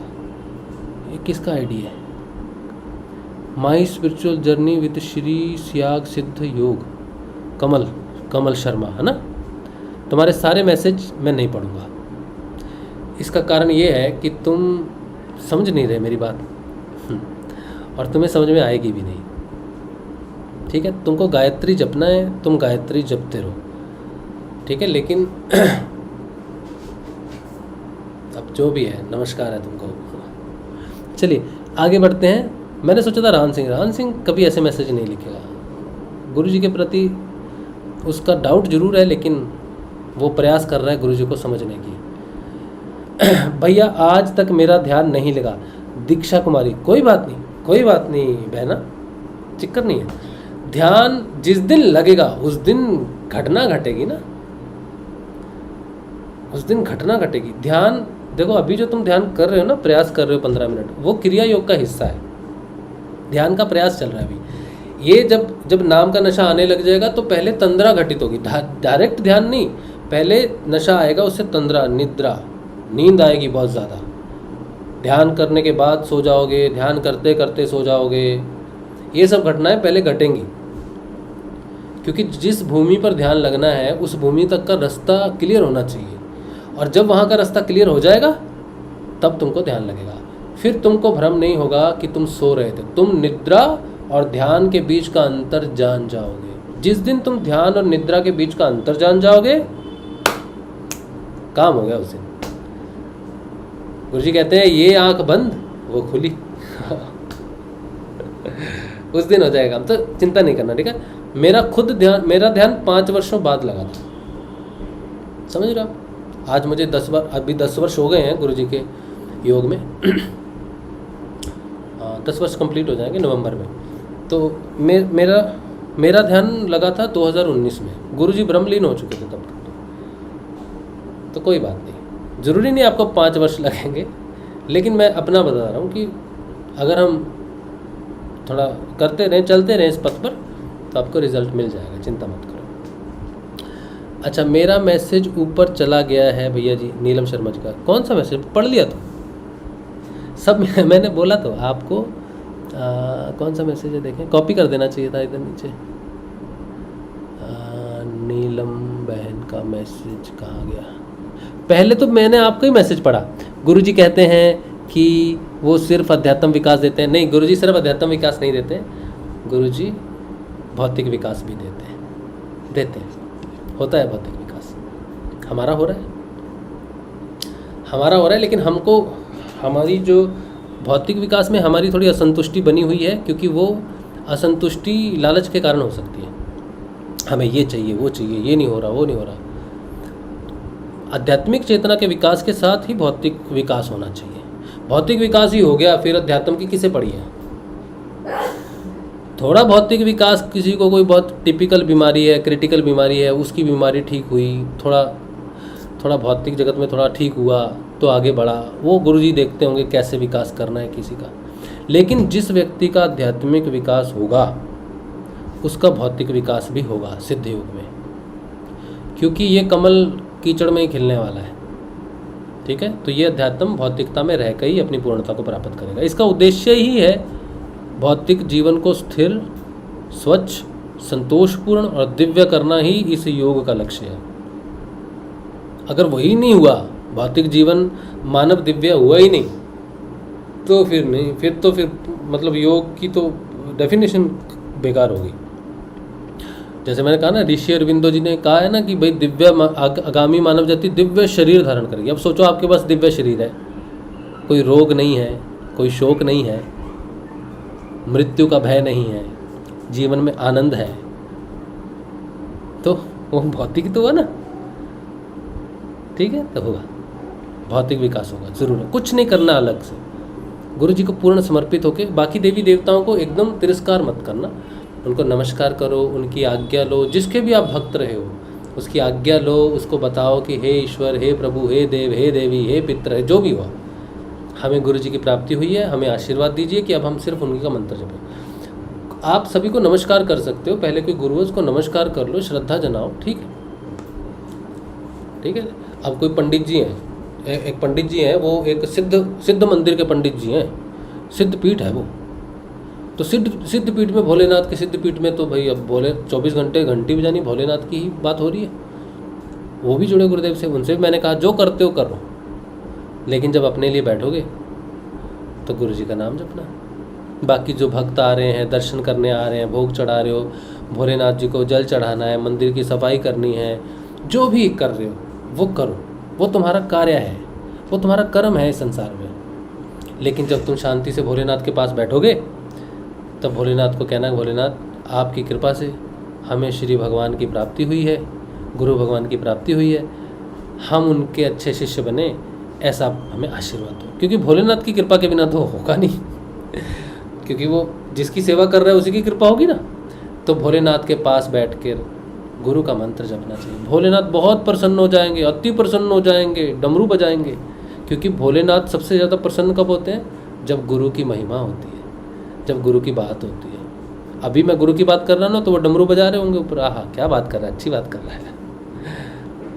वो बहुत प्रसन्न होते हैं, भोलेनाथ बहुत प्रसन्न हो जाते हैं। गुरु की शरण में जो व्यक्ति जाता है ना, गुरु का नाम जपता है, गुरु का ध्यान करता है, गुरु की बात करता है, भोलेनाथ बहुत प्रसन्न हो जाते हैं, बहुत प्रसन्न हो जाते हैं, बहुत प्रसन्न हो जाते हैं। हमने गुरु भगवान भोलेनाथ की तपस्या को छोड़ा, महामृत्युंजय को, और गुरु की शरण में आए। लेकिन हम बहुत प्रेम करते हैं अपने भोलेनाथ से। लेकिन हम कैसे प्रेम करते हैं उनसे? कैसे प्रेम करते हैं? बस प्रेम करते हैं। तो भोलेनाथ के साथ वो मेरे जीवन में बड़ी घटना घटी। अभी तो सत्संग बड़ा लंबा हो गया, लेकिन मैं आपको सच बता रहा हूँ, मेरे जीवन में ऐसी घटना घटी है कि मुझे ना भोलेनाथ को भी मैं वैसे ही प्यार करता हूँ जैसे गुरुदेव को प्यार करता हूँ, बाबा गंगाईनाथ को जैसे प्यार करता हूँ, गुरुदेव को जैसे प्यार करता हूँ, गुरु माँ को प्यार करता हूँ, काली को प्यार करता हूँ, लल्ला को प्यार करता हूँ। कोई डिफरेंस ही नहीं है, नाम में, भाव में, प्रेम में, शब्दों में कोई डिफरेंस ही नहीं है। आपको मैं बता रहा हूँ कि जब मैं काली को देखता हूँ ना, यहाँ पर एक मंदिर है माँ काली का, दक्षिणेश्वर, मेरे घर में पीछे बोर्ड है ना, इसके पीछे माँ काली की तस्वीर है। मैं माँ काली को जब गुरुदेव को जब सुबह शाम को हम दिया दिखाते हैं ना, तो माँ काली के सामने जब मैं जाता हूँ ना, तो मैं उसको मम्मा भी कहता हूँ, माँ भी कहता हूँ, बेटी भी कहता हूँ, उसको लम भी कहता हूँ, उसको गुरुदेव भी कहता हूँ। मतलब जो मैं गुरुदेव को कहता हूँ वही मैं गंगाईनाथ जी को कहता हूँ, वही मैं गुरु माँ को कहता हूँ, वही मैं श्री माँ को कहता हूँ, वही मैं रामकृष्ण परमहंस को कहता हूँ, वही मैं काली के सामने कहता हूँ। तो ये भागवत है, इसके साथ भी मेरा वैसा ही है। मेरे मन में वो सारे अलग भाव खत्म हो गए कि वो भोलेनाथ है तो ये है, नहीं। सारे भगवान, सारे देव, गुरु, सबके प्रति ना मेरा एक ही भाव है। वो मेरा माँ भी बन गया, मेरा बाप भी बन गया, मेरा बेटा भी बन गया, मेरा दोस्त भी बन गया, मित्र भी बन गया, सब एक ही है, कुछ भी अंतर नहीं रहा। और ये जो बात मैं आपको बता रहा हूँ, इस बात को बाहर से धारण नहीं कर सकते। करने की मैंने कोशिश की थी बहुत साल पहले, लेकिन बहुत गड़बड़ हो गई थी। लेकिन अब नहीं, ऐसा नहीं है। माँ काली का जो रुद्र रूप है ना, वो गंडासा लेके घूमती है, लेकिन हम उसको देखते हैं ना माँ को, तो हमको बेटी का भाव आ जाता है। अब कोई भी कहेगा क्या मूर्ख व्यक्ति है, वो माँ को कोई बेटी बोलता है। हमको तो माँ और बेटी में कोई अंतर ही समझ में नहीं आता। हम छोटा नंद गोपाल है ना, लमलम, उसको हम बेटी भी बोलता है, बेटा भी बोलता है, सब कुछ बोलता है उसको, सब कुछ। वो गुरु जी के साथ बात करते हैं तो वैसे ही करते हैं, किसी के साथ कोई भेद नहीं है बात का। बस अपनी पत्नी से अलग तरह से बात करते हैं, जी हजूर, जी मैडम, और अपने बेटे से जी साहब, जी जी जी। यहाँ हम नौकर हैं। गुरु जी के साथ हम फ्री हैं, लल्ला के साथ हम फ्री हैं, अलग ही दुनिया में रहते हैं। लेकिन अपनी वाइफ के सामने आधे नौकर और बेटे के सामने पूरे नौकर हैं, क्योंकि मोह है। माया है। और एक हमारा भाई है, उसकी भी हम जी हजूरी करते हैं। वो कुछ काम नहीं करता, सुनता भी होगा सत्संग कभी कभी। और सबसे ज़्यादा इस संसार में मुझे कोई भटकाता है ना गुरु के पथ से, तो वो मेरा सगा भाई है। मेरी पत्नी तो योग करती है, बेटा भी गुरुदेव को प्रति समर्पित ही है, मेरा भाई नहीं है। और वो हर प्रयास करता है, हर संभव प्रयास करता है, लेकिन सब कुछ अज्ञान में, अंधकार में कर रहा है। अपने परिवर्तन को कभी देखता ही नहीं कि कोई परिवर्तन ही नहीं है, और मेरे परिवर्तन को एक्सेप्ट ही नहीं करता। हर रोज़ नया। कभी कोई ज्योतिष, एक ज्योतिष है, वो ज्योतिष को ज्ञान है। हमने बोला गुरुदेव के साथ हमारे मित्र हैं ज्योतिष, नरहरि भाई, बहुत अच्छे ज्योतिष, और भी आप में बहुत सारे ज्योतिष हैं। नरहरि भाई तो हमसे कभी सलाह लेते हैं। हम ये मानते हैं कि नरहरि भाई पंडित हैं और उनको हमसे ज़्यादा ज्ञान है शास्त्रों का, इन सब का ज्ञान में नरहरि भाई हमसे बहुत आगे। लेकिन फिर भी नरहरि भाई मेरा इसलिए सम्मान करते हैं कि हमें गुरु जी के योग में प्राप्ति हुई। अब मेरा भाई किसी दूसरे लाता है, ये देखो ये है वो है, तो हम बोले क्या बात कर रहे हैं। मेरे मित्र हैं, अच्छे मित्र, और मेरा सम्मान करते हैं क्योंकि हम योग में हैं। अगर हम योग में नहीं होते तो हम तो नरहरि भाई जैसे व्यक्ति के तो हम चरण की धूल भी नहीं, क्योंकि उनके पास तो विद्या है, हमारे पास तो नहीं है। लेकिन फिर भी नरहरि भाई हमें गले से लगाते हैं, क्योंकि हमें योग की प्राप्ति हुई, गुरु जी की प्राप्ति हुई है। ये बात उनको समझ में आ रही है, लेकिन हमारे भाई को समझ नहीं आती। तो इस तरह से आपके घर में भी नहीं आएगी, लोगों को नहीं समझ में आएगी, आपकी पत्नी को नहीं आएगी, कभी आपके पति को नहीं आएगी, आपके बच्चे नहीं मानेंगे, आपके माता पिता नहीं मानेंगे, या आपके बच्चे नहीं मानेंगे, आपके रिश्तेदार नहीं मानेंगे, क्योंकि गुरु की प्राप्ति भगवान की इच्छा से होती है। जब भगवान प्रसन्न होते हैं, खास करके भोलेनाथ, काली, या जिससे भी आप सत्य स्वरूप में जुड़े हैं, जिससे भी आप सत्य रूप में, जिसे सत्य भगवान ईश्वर मानते हैं, वो अगर प्रसन्न हो गया आपसे, तो वो अगर अपनी इच्छा से आपको कुछ देगा तो गुरु देगा, और कुछ नहीं देगा, गुरु देगा। अगर वो सच्ची में प्रसन्न है, भोलेनाथ अगर सच में प्रसन्न हो गए, और उनको कहो भोलेनाथ आपकी जो इच्छा है वो देना, तो भोलेनाथ गुरु बन के आ जाएंगे, माँ काली गुरु बन के आ जाएंगे।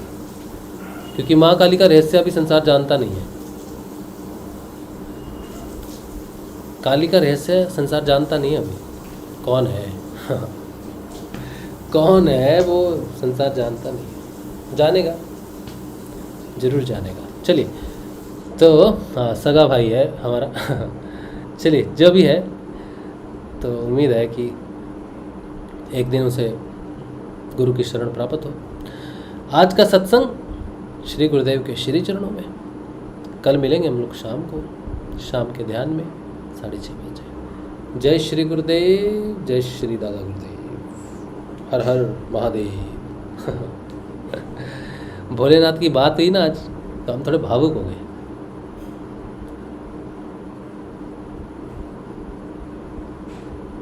उन्हीं की कृपा से ही हमें गुरुदेव मिले। तो गुरु मिल जाए तो गुरु की पूंछ पकड़नी चाहिए और छोड़नी नहीं चाहिए। कुछ भी हो जाए, कुछ भी हो जाए, कुछ भी हो जाए, गुरु नहीं छोड़ना चाहिए। है रीना रीना जी कह रही है मुझे सब आंख दिखाते हैं सत्संग सुनते समय आप पहली नहीं हो, आप पहली नहीं हो। मेरा विरोध तो घर घर में होता है, हर घर में मेरा विरोध होता है। किसको सुन रहे हो तुम, कि कौन है ये मेरा विरोध कहाँ कहाँ, मेरी चर्चाएं कहाँ कहाँ हैं, ये अभी आप नहीं जानते। घर घर में मेरी चर्चा है, ये कौन बेवकूफ़ है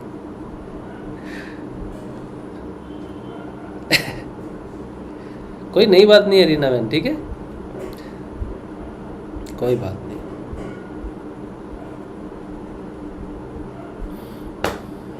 चलिए, आज का सत्संग श्री गुरुदेव के श्री चरणों में। कल मिलते हैं। जय श्री गुरुदेव, जय श्री दादा गुरुदेव।